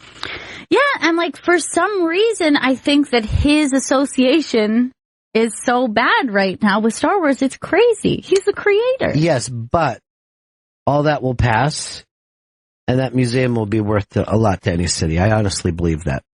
Yeah, I agree. It seems like the thing that America loves the most right now. It seems Star like Wars. It's got to go into either San Francisco or Los Angeles. Yeah. Maybe London, since, those things were filmed there. Yeah, that's not a bad idea. I mean, it seemed like it would be a West Coast thing for sure. But, San Francisco is where he lived. I don't think he ever lived in LA. But, yeah, but wasn't the Lucasfilm, wait, that was not in LA. Maybe it was in something a little bit more north. Where his studios were or his offices? I think he's a San Francisco guy, so it might be somewhere in that area, if not in San Francisco proper, but, no, I heard that he wanted to put it in Chicago. That doesn't make sense to me on any level. That doesn't. But there's a lot of good museums in Chicago, and there's some space. But I can't imagine any town that wouldn't want that. Yeah, it seems like it would be great for any city. I mean, the amount of attention about Star Wars right now, and it's not going to end. It's not going to end. No, it's just going to get bigger and bigger. They're talking about the new Han Solo movie. Yeah. And, here's the thing. When you watch a prequel to somebody that you know is dead, does that make you feel sad, though? Yeah, a little bit. Yeah, me too. I think that's kind of the vibe of this. I already know how that guy died. Why am I watching this? It's kind of a bummer. Is this a one and done? Is this, I think this is one of the in-between ones. What are they calling those ones that are There's a Star Wars episodes, episodes 6, 7, 8. And then there's a Star Wars story, is what they call the ones in between. So that's what this last one was, is a story. It's a Star Wars story. And then it'll be Han It's actually Solo. the earliest of the Star Wars universe so far. It's before... Oh no, I guess it isn't. It's between 3 and 4. Yeah, it's in between. Because I know it sets up the, help me, Obi-Wan Kenobi, or how she gets the plans or whatever. I didn't see it. You see it, Chris? But I didn't see it, but I know what happened. Did you see it? I didn't see it yet. Wow. And you're Star Wars guys. I like the numbered movies. I'm going to see opening weekend, but this one I can wait. For what? I mean, it's not there's no rush to see it. I'm not worried about spoilers because Even though Chris keeps yelling, he wants to spoil it for everybody. Just let me spoil it. Every day. How can you spoil it if you didn't see it? I read all the reads spoilers. everything. I just read what happened. I saw some GIFs. He reads spoilers for things he wants to see. Yeah, I don't know why I do it. I just do. Like I read all the spoilers for the next season of Game of Thrones. And he's asked me if I want to know any of it. Why would I want to know that? Just let me tell you one thing. No, you're going to be a bad date for Red. Oh my God, please don't do this to Red. Did you figure out where you're going Saturday for your date? I'm not sure yet. Some beer garden. A story of beer garden. It's nice and cold out. Let's go to the beer garden. Why don't you take her Creek and Cape? Oh, that would You're be well fun. known there and well liked. That's a good point. Close enough to you. Maybe I'll go to the Creek and Cape Saturday. What's Red into? What are you going to do with Red? I'm not sure. Red's not getting back to me. This is a bad sign. I think she's the one. You think? Although I think you will have fun with Sex Witch. So you know who they're trying to get for that Han Solo movie? Is they're trying to say right now the number one pick is Woody Harrelson to play his mentor. He's going to be the mentor. And I'm guessing that's because he mentored Katniss. And then he mentors everybody. So they're just like, oh, he did pretty well with Katniss. He mentored Wesley Snipes. The White Man Can't Jump. He's great. The cast in that movie is pretty good so far. Donald Glover's Lando. The kid from Hail Caesar, who was like the young actor, he's Han Solo. I only know him from that kid in Hail Caesar, so I just say him as a cowboy now. I can't picture him doing anything else. Yeah, I don't expect them to have bad fucking cast. They got all the money in the world, and these things you're guaranteeing any of these young people to be in a blockbuster. And Han Solo is kind of a space cowboy. Oh, yeah. Some people call him Maurice. It's our friend Janice in Chicago. Hey, Janice. Hello, Bennington. Hey. Hi, Janice. Hi, honey. They wanted to make the Lucas Museum part of the museum campus, they call it. And it was going to take the place of a paved parking lot. But the Friends of the Lake stopped it. I don't get it. I don't understand. What was it for parking they need for the Bears games? No, it was just an old parking lot. It's insane to think somebody wants to give a present of $1.5 billion museum, basically, which will be a film museum to your city, and you don't leap on it. Yeah. I know. You see what it looks like? It's real nutty, too. Yeah, it looks like some futuristic weird shit. Yeah, it kind of looks like a spaceship, but like kind of half covered by like. Here's what it looks like. It looks like what the 1970s thought the future was going to look like. That's awesome. Yeah, it would have been cool because, like I said, they wanted it in part of what they call the museum campus. Yeah. And I don't get it. But now we got a parking lot. Well, that's good. Now you know where you're going to park. Yeah. Park it up. Where are they going to park? Where are they going to park? You take an Uber. Just take an Uber. Lewis, what's up, buddy? Hey, what's up, guys? You guys were talking about the George Lucas, the Star Wars Museum. Yeah. And I think the reason why the cities don't want to take it is not because of George Lucas, because of hate for him. I think it's just they don't want those nutty Star Wars fans coming down there. Yeah, but I'll tell you something about a Star Wars fan. They fucking spend money on everything. Yeah, they throw paper around. They don't just watch a movie. They have to own everything they can. It's a lifestyle. Dress up like the fucking movie and be idiots. They're willing to spend them coin. When Carrie Fisher died, I mean, those comments on Twitter, man, they were embarrassing. Oh, yeah. Yeah, they were embarrassing to her throughout her whole life. Yeah. People that like her. It's like, I'm glad you like me. I just wish you were cooler. Yeah, I was like, you can't tell the movie from real life with all this, help me, Obi-Wan Kenobi shit they were typing in. It was bad. Yeah, it was embarrassing. Yeah. I saw all of it. All right, thanks. Peace, dude. All right, man. Hey, Bill, what's up, man? Bennington, Happy New Year. Happy New Year to you, my friend. This is 2017. It might turn out to be the year of the Woody Harrelson, as he is now set to star in the new War for the Planet of the Apes movie coming out this summer. He's up for most movies, Woody Harrelson. What, will he be a mentor in this movie? He's going to be an ape mentor. He helps people He teaches Caesar how to be a bartender. Thanks, Bill. Peace. He was kind of a mentor in Zombieland, too. Yeah. Like, he was, like, showing him the ropes. I mean, he's mentor age, you know? Yeah. I guess that is kind of like an older white guy's role. Or white boy, if you will. He's a teaching white boy. All right, why don't we take a break here and we'll be back with our guest. Who's coming in, Chris? Dan Dunkelman Perlman and Billy Pincel. Right back, Bennington. We're back with Bennington, and we've got Dan Perlman and Billy Princell in studio with us. Dan and Billy are hosting Hindsight at Caroline's in New York City next Tuesday, January 10th at 7:30 p.m. And you have quite a lineup, guys. Oh, it's going to be great. Who's your lineup? We have Mary Houlihan, Dave Hill, Joel Johnson, Dan Licata, Mike Kaplan, and Mr. Ron Bennington. What? I'm going to tell a story. What? I'm going to tell a story. Now, I'm going to need a lot of interruptions from you guys. This is very exciting. Yes. Ron specified he loves being cut off. I do. Yes. That's one of my favorite things. I want, because it's going to seem like it's engaging. And I'll say, you're engaged. That's why you're asking something. So go to carolines.com, use the code had to be there, all one word, and get free tickets to Great. the show. Had to be there at Caroline's. Now, I am stuck between two different stories. One involves drugs, alcohol, minor violence, and a B-list celebrity. Okay, that one already has me intrigued. I mean, I don't know what this other story has to be. A-list celebrity. Same story. Mine is drugs plus A-list. I will say this. The other story is about the early days of the internet. And as far as I know, 20 years before the first catfish was ever recorded. Oh. So it's a very early catfish. Ooh. And it's a very strange story.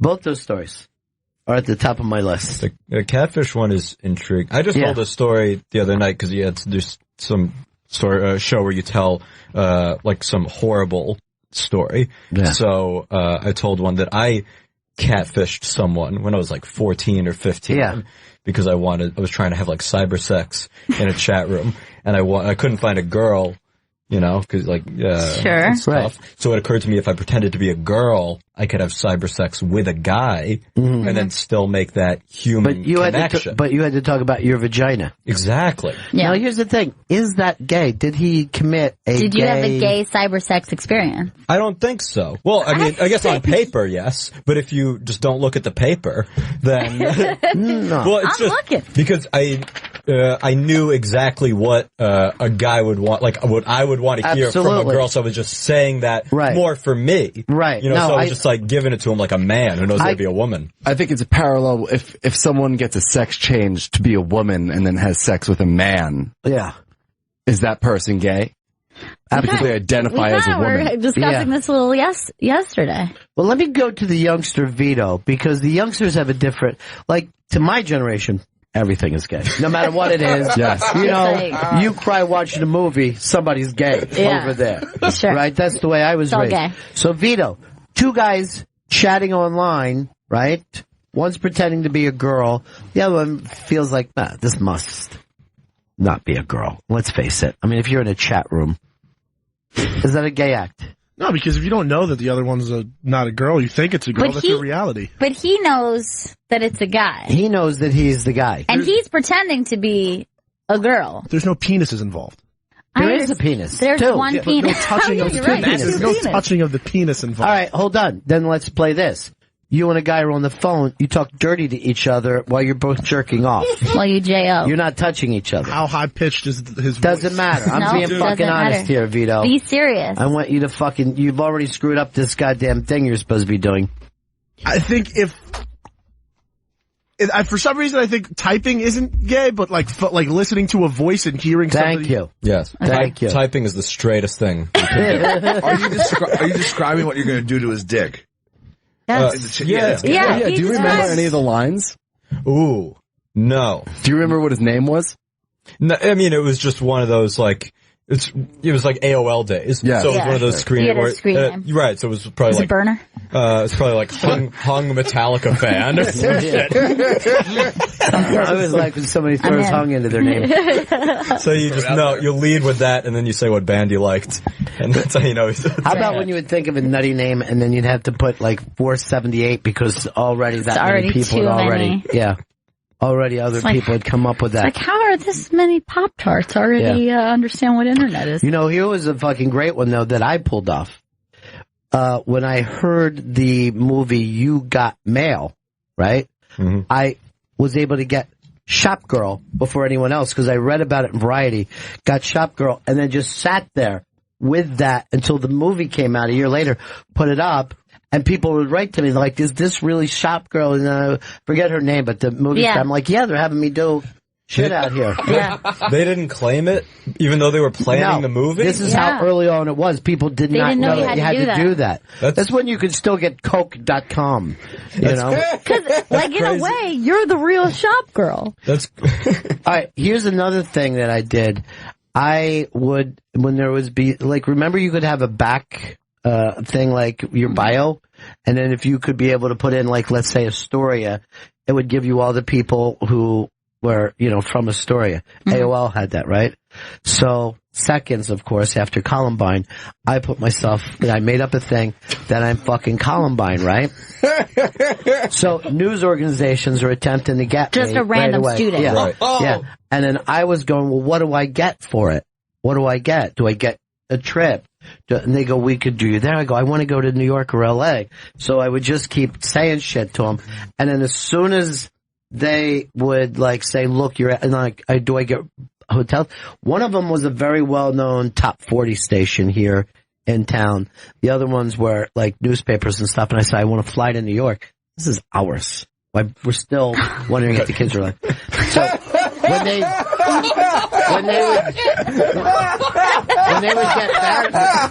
would get mad at me and act like I was too far, I would go like this. I have blood on my shirt. I want to get something out of this. And I would just keep doing it. And they would say, please give me your phone number. Now I'm like, I don't know what can't give them my fucking phone number. This whole catfish falls apart. All of this has me leaning towards the catfish story now. I don't know. The other one's pretty good. And it also involves angel dust. Do you want to do one of them now? No. I'm going to save it for you guys. Because you guys are going to do these shows forever. And hopefully I'll be, well thought enough to be invited back. Of course. I mean, I saw how great the last one I went to, everybody had such great fucking stories. Yeah, that was a great one. That was the one with Big J. Big J, that was Donnelly Joe Mackey. Yeah. Had the tumbleweed story. Made you cry too. I know, he really did. With the part where he had no friends? Yeah, the part where he had no, like he Which just. I guess was throughout. Yeah, but like he agreed to do this trip just to be like a guy. To make a friend. Yeah, to make a friend. To go on like a cross-country journey just to be like, maybe I'll get a friend out of this. And I started to tear up. And he really gets me because he knows when I'm about to cry. So then he gives me a face like, this is hard, huh? This is hard for you to listen to. You just try to push it over the ledge. And then he just has to give me a look like, this is really sad. Like, I'm trying a comedy show. Can you imagine being? But Mackie is so sweet. I know, and that's the face you gave me too, was like, we love Mackie. And but he's so tender. He is. And I can't think about a lonely Mackie. It makes me so sad. Yeah, I think he was concerned before, like, I don't really have a lot of fucked ups. I think he thought it had to be like a crazy fucked up, like shitting on a stripper's chest. I woke up in a dungeon. It doesn't have to be hardcore. Because Joe List has those kind of stories. Yeah. Right. And I'm just saying that my bottom wasn't as far down as his. Yeah. I didn't shit all over myself. Your bottom didn't come out of your bottom. Thank you. And then get on an airplane and fall asleep. Oh. That's a horrible story. Chris, now here's the weird thing. During your 11th month sober, he just started drinking again because he started dating. He went on a date. Oh, that's great. That's great. Thanks. Yeah. It took you one date to break your sobriety? Yeah. Guess what? He had to drink to go on the date. Yeah. That's what happened. Who he was so nervous. It's a Tinder girl. Tinder girl? Yeah. What were you chatting with her that got her what was your smooth flirting that you were doing? I just asked her about her job and shit, and If we can go to fucking dinner. That's really boring. Right? That's really fucking boring. It worked. It worked, Rowan, all right? Did it? Was it a good date? Yeah, it was fine. If this helps you at all, Chris, whether you wonder what you were doing.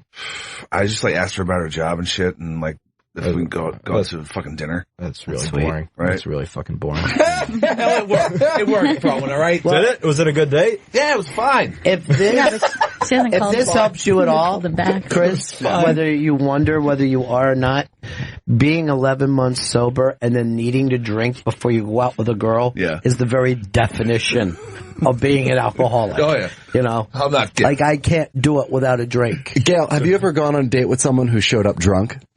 Showed up? No. Went date? No.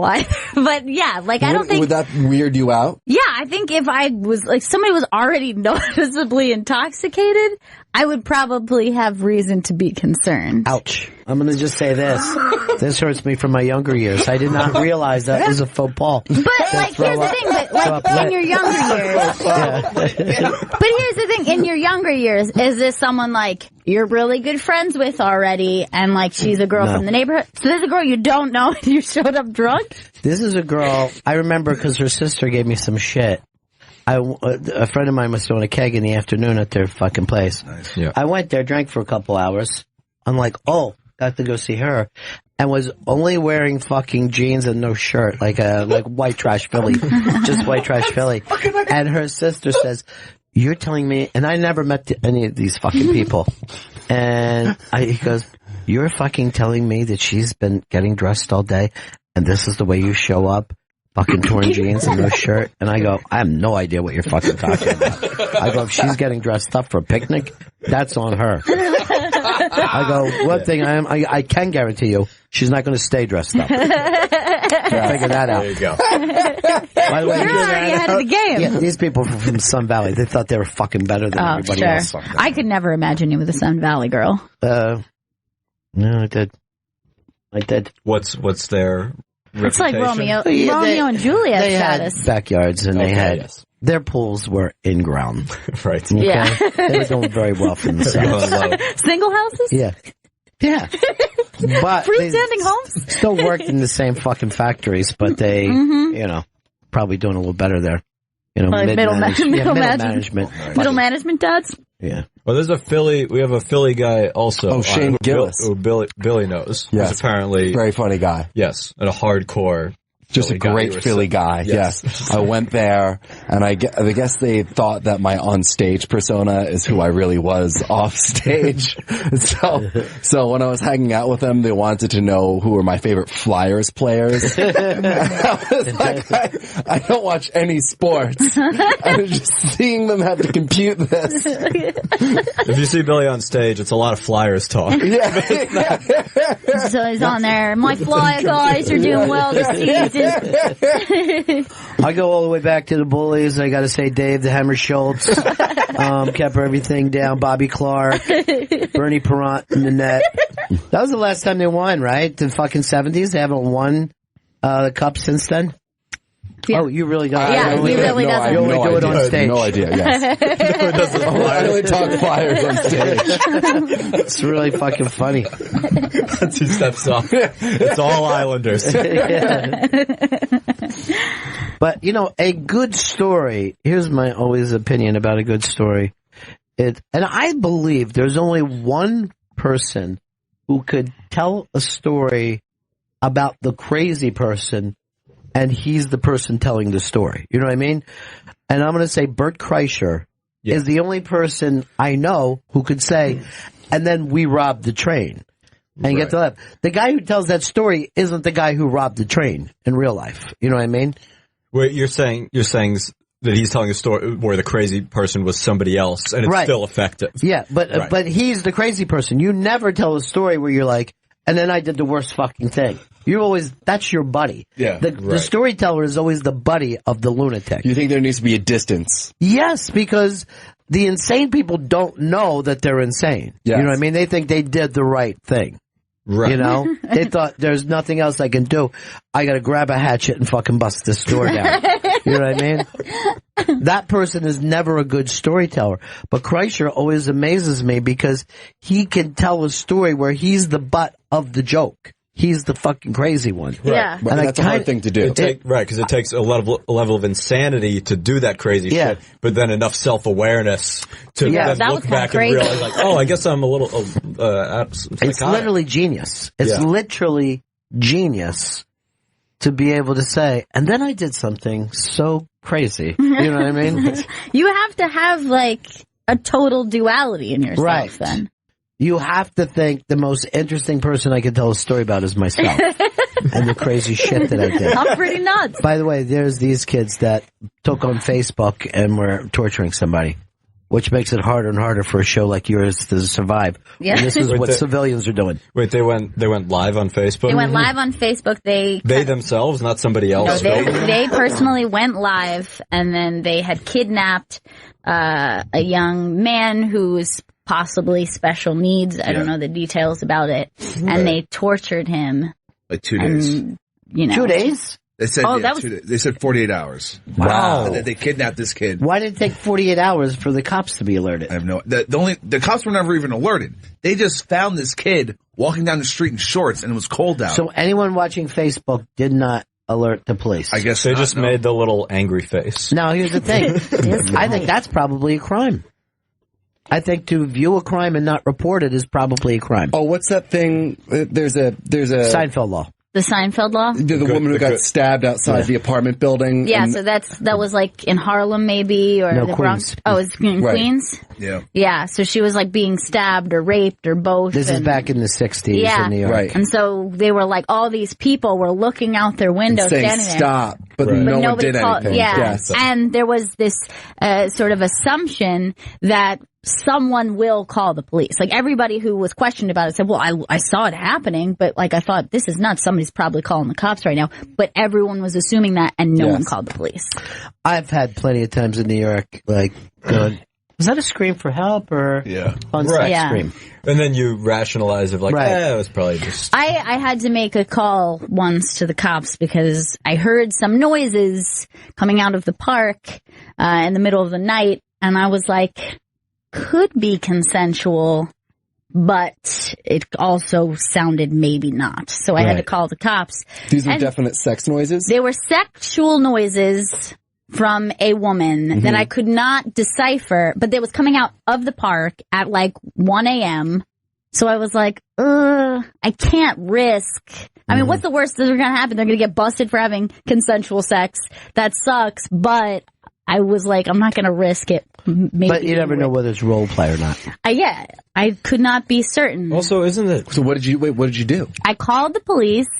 They were like very unclear about what I was trying to say. Cause I wanted to throw that out there. I was like, look, I don't want to make any assumptions here. People could be having a good time.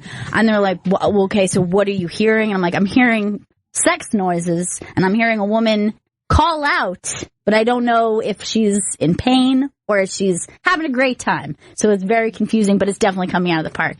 And so then the cops show up and immediately like have everything wrong. There's like no communication. Right. And I'm standing there with me, my dog, and my boyfriend, and they're like, who raped you? And I was like, no one raped me. That's not what I'm saying. I need you to go into the park. And so these are like... This is why I don't put 911. No, it's not fucking worth it. It's insanity. And then, so they're making a call. The guys who were supposed to be patrolling the park come out and they're like, yeah, we're in there. I didn't see anything, so I don't think anything's weird.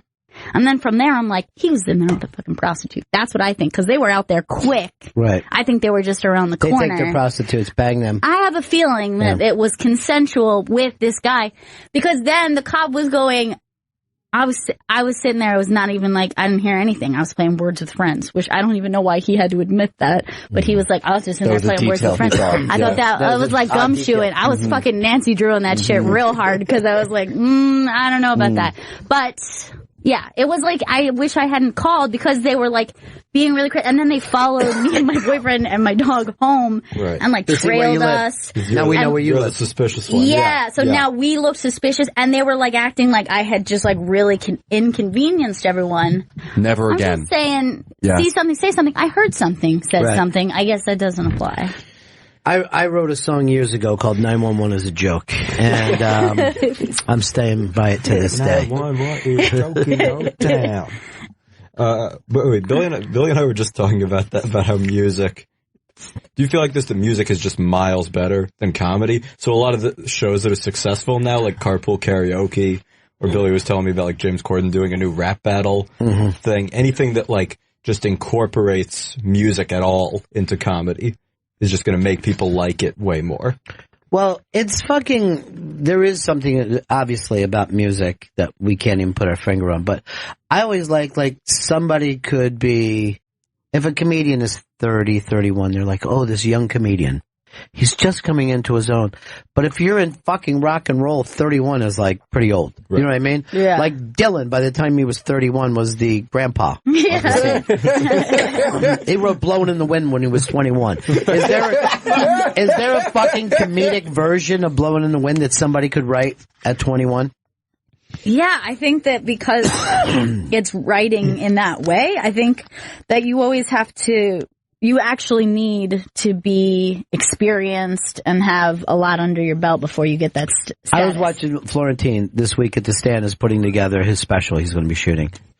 And I was thinking, he could not have done this if he was a young person. He couldn't have done it 10 years ago or maybe even 5 years ago. Mm-hmm. That there needed to be a certain experience in his life so he could just not say the things, but be able to put in why this had happened to him. Especially with guys like that who, with certain guys who have like a certain anger, like if it's like a Louis Black or like Eddie Pepitone, like it fits more as they get older. Right. Like trying to imagine them have that rage at like 25. Like a spoiled child then. Right. It'd be like, well, what, you fucking brat. Like, what are you whining about? But then like, yeah, just with all that time going But yes, to answer your question, music is better than... It's better than everything. Because, I mean, the Carpool Karaoke isn't even like new original tracks. Right. We're just watching them listen to the songs that we all have heard before. Sing their own song. Yeah, it's like music appreciation. Right. Yeah. And we're thrilled. Everyone loves it. It's in a tiny moving space, so that makes it better. And I guess we're supposed to think of ourselves as him. Like, what if this was me? Yeah, what if we were driving in the car? With Stevie Wonder, whoever. And Madonna is hanging out of the window, going down the streets of Manhattan. And I would like to say that it's all stupid, but then every once in a while I'll be like, this is fucking amazing. Yeah. No, I watch them all. Yeah. I always watch them. I watched the Madonna one just the other day. I was like, how did I miss the Madonna one? What song did she do? She does everything. She does everything, and she's really selling it. Like, she's dancing pretty hard, and at one point she puts her foot up on the roof of the car. Mm-hmm. She's doing like a split in the car, and then she's like hanging out of the window. She's pretty serious about it. Yeah, she's something else. Very flirtatious with Mr. Gordon, You think something happened in the eyes? Homegirl still got it. Oh, I would imagine. Everyone's bad mouther, but I bet she's just fucking wild. Yeah. All right, here's Troy. Troy, what's up, buddy? Good afternoon, gentlemen, and Happy New Year, Gail. Thank you. What I saw this morning reported on the news was that they released that young man. The cops found him, and then the young man took the cops right back to where he was held. They arrested the 4 individuals, and that's when they found the Facebook video. So nobody who had viewed the Facebook video... Because those go out live, correct? I'm not going to sit in my truck in Turbeville, South Carolina and say that it went live. They just found a Facebook video, so I'm not sure about that. Can I tell you something? I really respect the way you covered your ass on that. Yeah. That was a Words with Friends type detail. Yeah. Very interesting. Anyway, that's all I got, boys and girls. Peace. Have a wonderful day. Thank you. I've read they had live streamed it. That's why it has to be Facebook Live then. So my point would be everybody who watched the live stream is guilty of something. Can you track, do you know who the viewers were? I could probably crack into any computer and be able to find that out within minutes. It's pretty easy to hack the planet. I can hack any computer at all right now. Yeah. I can fucking turn off the lights in LAX if you give me 15 seconds. Particularly like the way you talk while you do it. Did you read that they found out, like the DNC emails that were hacked, that they found out, like Assange said that John Podesta, like the Clinton aide, his password was password. Yeah, a lot of people do that. That was the massive KGB geniuses. It's love, sex, God. These are the same passwords over and over. 1, 2, 3. The hackers are the new knights out there. Scott in Indiana. What's up, buddy? Yeah, I'm just the big story about this story is the news not reporting it the way it's supposed to be, and I'm kind of confused why you guys ain't bringing it out in the light that it should be. And also, it's not just some special needs kid that got picked on for being special needs. These are 4 black kids that scooped up this white kid and tortured him and made him say how bad whites are and black people are great and Trump sucks and everything else. You know, this isn't just a gaze over story. Well, that story is out everywhere. I mean, we just report it. You know, we brought it up as well. Yeah, we did bring it up. We did report it. Well, what do you say? We're here that it's a hate freaking crime. That's hate filled. That it's racial. That it's racist. You guys didn't bring any of that up. Well, those are four races who irritated by it, because if it was 4 white boys that picked up a friggin' black kid, it'd be all over, and you guys would be, oh my God, and Gail, be kind, because it's so mean, and why can't we just be nice? But why, seriously, that's such a good impression of me, by the way. By the way, Scott, I mean, we feel just as bad for this fucking kid. This is a horrible story. Yeah, and in fact, we said it was so horrible, we could not even bring ourselves to watch the video. It sounds horrible. Good. Well, that's good that you feel compassion for the young man. I understand that. Empathy is what we have. We traffic him. But I'm so emotional. I'm gonna cry right now. It's just if it was reversed, you know, it'd be page 1, and you guys. It is on page 1. It's all over the news. It's everywhere. This whole time. Everywhere. It's everywhere. We're watching it on 3 different networks. We're on the other side of the country from you, and it's on our front page of our local newspapers. It's a gigantic story. Days ago. Huh? Days ago this happened, and that's why it's getting out. Which just broke last night, though. The story broke last night. Because they caught those kids last night. You got me. All right, buddy. All right. Chris. Hey. Chris was the one who cracked the code. There you go. And Scott. Kids, not Chris. Scott. White power. All right, buddy? I'm with you. White fucking power. White man better do something. White man better do something. White boy day, everyone. You guys stop calling us white. That's really offensive to me. Please. Dan Perlman and Billy Princeller in studio. 2 white guys. 2 white boys. Dan and Billy are hosting the Hindsight Show at Caroline's in New York City next Tuesday, January 10th at 7:30 p.m. Go to carolines.com and use the code .com? You said .com. .com. And use the code had to be there to get free tickets. Ron Bennington will be there. Oh my God. Why do you not know me? I don't want to fuck up the last name. You just did. Bennington. Bennington. Show, more than just your friend of 8 years. So show you're on. It's on the lanyard right here. Yeah, I know, Dan. Mary Houlihan, Dave Hill, Nicole Johnson, Dan Licata, and Mike Kaplan will also be. Who's everybody think is going to have the best story? I worry about Dave Hill. I mean, the man writes up his fucking life story. I mean, Dave Hill's going to be tough competition, but after hearing those 2 possibilities, just the teaser alone, I'm going to go with Ron Bennington. No, don't put the pressure on me. Don't even interrupt Dave Hill. If he looks over at you guys, just act like you're on your phone. Just let him wallow. We're just going to let him. You're still talking? Quicksand. Just sink to the bottom. Hey, Dave in Ohio. Dave.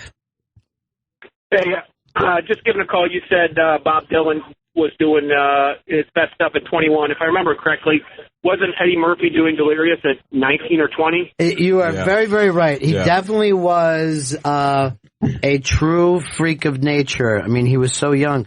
But the material, I mean, I believe there's 2 separate bits on that first album called Faggots. I mean, it hasn't. If you look back at it, it's not. It hasn't held up the way blowing in the wind. Well, that's the thing. Obviously, young comics can break. I mean, they can get huge. But to have the people look back and say their work was sophisticated or important, or it still to me seems like they have to grow. Well, there are very few comics, it seems like, that come out somewhat fully formed to how. Yes, and we were appreciating Eddie Murphy for the character that he developed. Right. And the things that he said were somewhat arbitrary to how he said it. Whereas with Bob Dylan, the material itself is what carried it. Right. And if you look at Jim Morrison, Jimi Hendrix, Janis Joplin, they all died at 27 years old.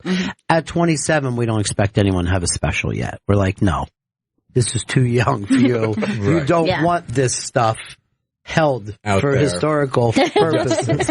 You're still talking about farts. You've got the word dookie in your act 3 times. But if you get to that Eddie Murphy level where you can walk out in a leather suit for 5,000, 6,000 people when you're 22, it's like, put, Mr. T fucking you in the ass. Right. On an hour. Why not? Why wait 10 years for that? It is very strange. And I remember when Pauly Shore told me that when he broke big and was playing theaters, he was so young, he really didn't even have a full hour. You know what I mean? He didn't know what he was going to do. So he was like, crowd surfing, just anything to fill up that hour, because it's a really tough thing to put together an hour that you're like, I'm really proud of this hour and I want thousands of people to see it. You know what I mean? Like, this is really something. That's why Patrice always did that thing, is they give it to you too early or too late.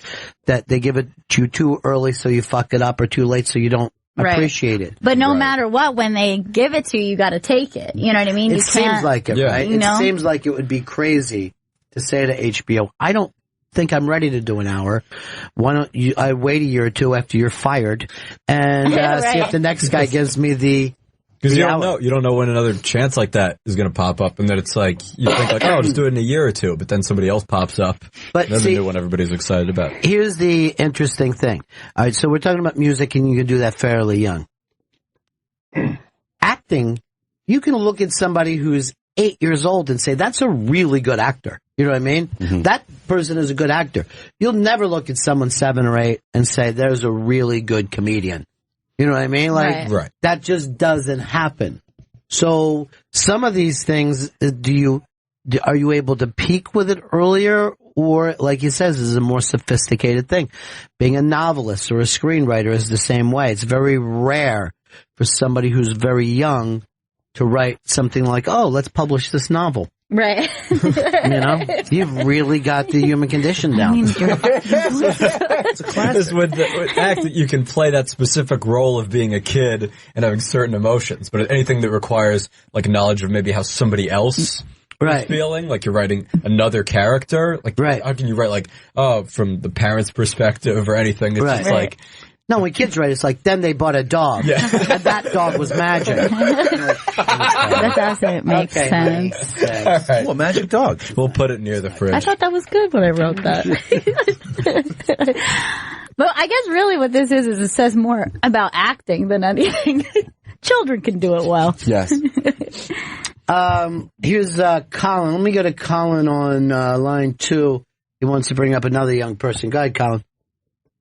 Hey, I wanted to bring up Bo Burnham. I believe he was born in 1990. He's got 2 Netflix specials right now. They're pretty good.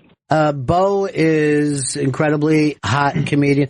He also doesn't work from a pure comedic standpoint. He does a lot of music stuff. Yeah, a lot of music. He's I honestly, when I first saw his like a couple YouTube songs he did, I figured like, all right, this is somebody I'm gonna hate. But then recently watched his special from this year, Make Happy or Be Happy or something. Make Happy. I thought it was really good. I thought it was really strong. And, it's not like traditional, joke structure thing, but it's creative and it's original. And, I was surprised how into it I was. A lot of his shit had to be timed down to the second. You know what I mean? Which is really tough.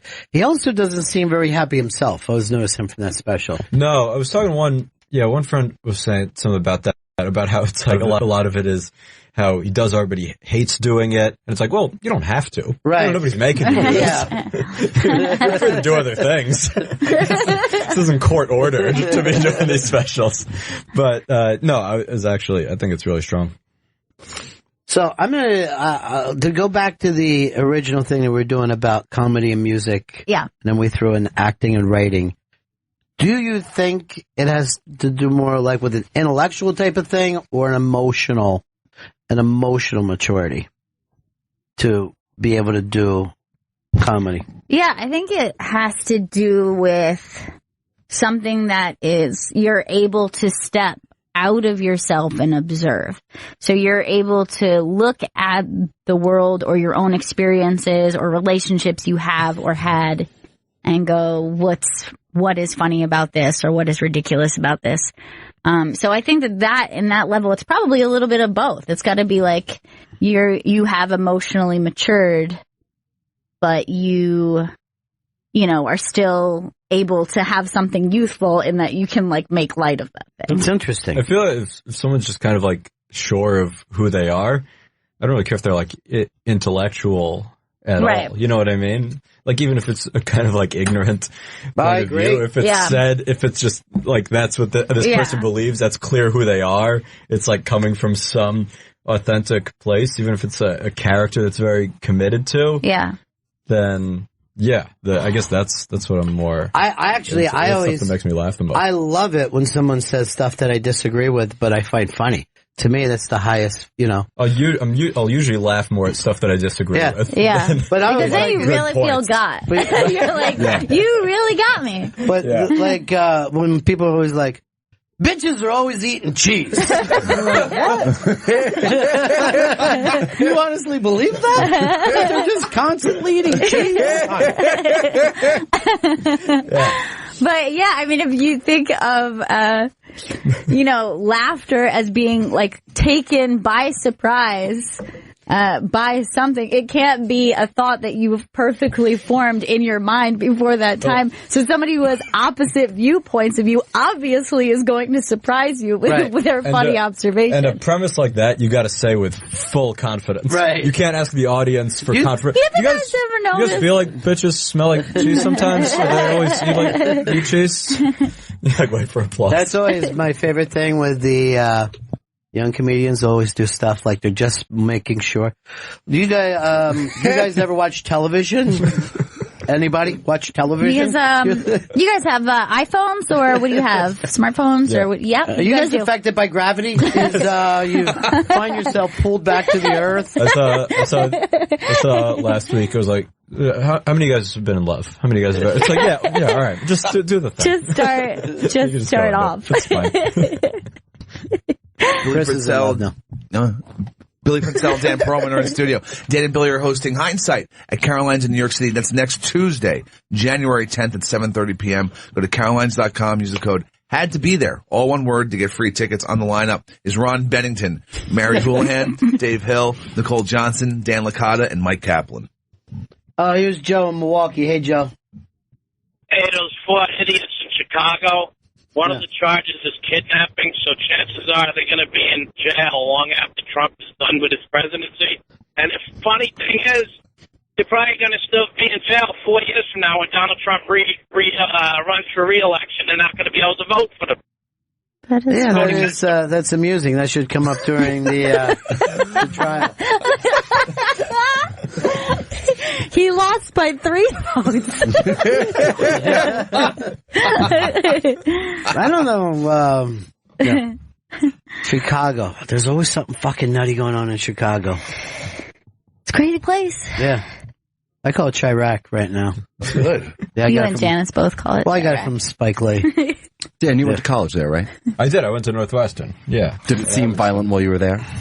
No. Well, I worked on the west side of Chicago, which everybody talks about the south side being real bad, but the west side's pretty shitty also. Really? There's a lot of places where you walk in, you like have to order everything behind bulletproof glass. So the east side's the only nice side? That's a great side. East side is a fantastic side. The east side is where you swim. That's actually really. It's very weird in the summer. It looks like real beaches. Like you feel Yeah. Like you're at the ocean. Totally. Yeah, in I've the only summer. been there in the summer. Yeah. And it was like so different than I imagined. And everything, everybody was like green. You Yeah. think it's like the best place in the world. It's like a Hawaii. Yeah, it's like for just like a month. July, yeah. For 1 month. You go 1 It's month just in really July, nice. and then it's great. It's a lovely place unless you make a wrong turn. And then you're like, this isn't a very pleasant You have place to be at good all. at directions Yeah. to live there. But the north side is like a little, like a little wonderland of white people. They're just all happy and talking about the Cubs and have little restaurants. It was probably a nightmare there after they won, right? 5 million people. Here's what the interesting thing. They were in the top 10 of human gatherings in the history of the world. They were like number 7 because for Game 7? No, for people showing up for the celebration. Oh, 5 wow. million people showed up for that celebration. And one of the things that was on the top 10 was a Rod Stewart show in Brazil. No. Yes. Really? Look for the top 10 gatherings, yeah. One of them was a Rod Stewart, and I believe he did Hot Legs. I think that's what Really? So Hot Legs. The place was just going fucking nuts. I heard that Bruce Springsteen concerts in South America are way bigger. Well, so every metal band that you haven't heard of since the 80s is still big. Like Iron Maiden. Yeah, they're Huge. Gigantic. Really? They love metal. Yeah, they love metal. Like really into it. The Aztecs always loved metal. All right, the Rod Stewart concert was number 9. That was 3.5 Number million 9? people in 94. 3.5 million people to see fucking Hot Legs. Number 8 was the funeral of Gamal Abdel Nasser in Cairo in 1970. That was 5 million. We were all thrown by that one. was a rough one. Really sad. 7 is the Cubs. They just edged out the General's funeral. The Generals? No, it wasn't a general. Just keep your shit together. Do it fast. You don't have to like. There were 6. World Youth Day in Manila in 1995. That was great. Did you say youth? Number 5, Pope Francis in Manila 2015, 6 million.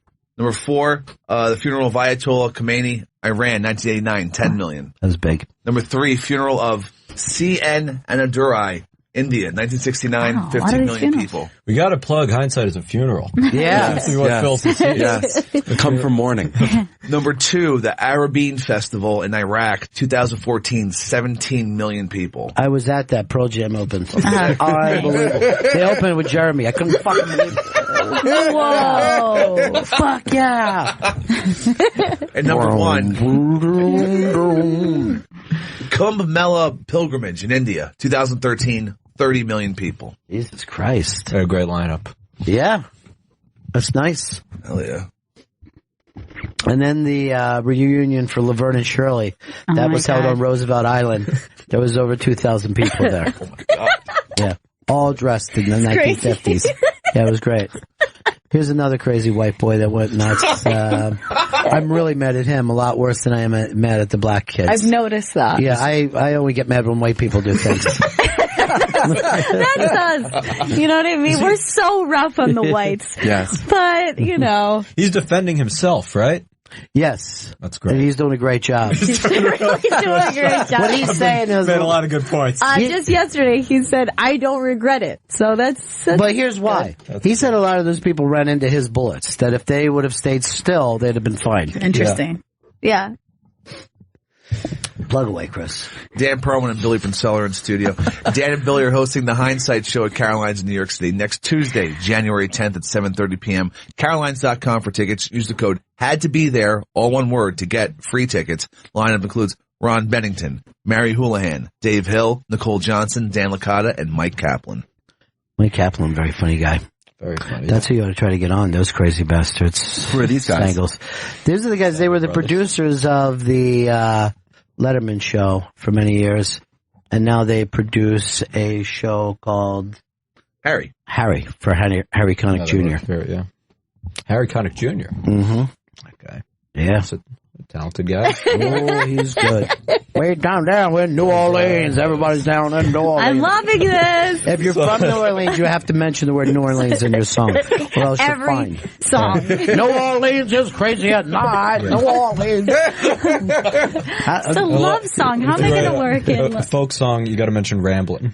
Yeah, you're rambling. You're on a train. Country songs, you have to mention a truck. Yes. Or what beer you're drinking, what beer brand you have going on right now, or how you're better than everyone else, because you're the one who works hard. Punk song, what do you have to mention in every punk song? Anger? Yeah, anger, destruction. Sadness. Yeah. Rage. We're number one, Chris. Number one. Really? Guys, I'm looking forward to Tuesday night. Yeah, it's going to be great. I'm really excited. I cannot wait to see this. It's going to be so fun. Think of this time that me and Chris and Gail went out for lunch, remember? And you ordered tuna fish. Yeah. And then you got a chicken salad. Oh my God, the lady hates chicken salad. He hates chicken salad. No mayo. You got a tuna fish salad. So I got chicken salad instead of tuna. But he always says he hates chicken salad. There he is eating it. No mayo. Tell the mayo story. Yeah. And it was like always extra mayo. And I'm like, eat, enjoy it. Yeah. Freaking out, dude. And by the end of it, he finishes, and then he wanted his money back. Yeah. Because he doesn't like chicken salad. It's chicken salad. I finished the sandwich, but I want my money. Is that good, or what do you guys think? It's a great story. Really good story. Yes. So you guys couldn't even hindsight that shit, could you? That story took place early morning 9/11. We were all together. United. I always have On tuna a for plane. breakfast. Never forget. All right, that's it for us.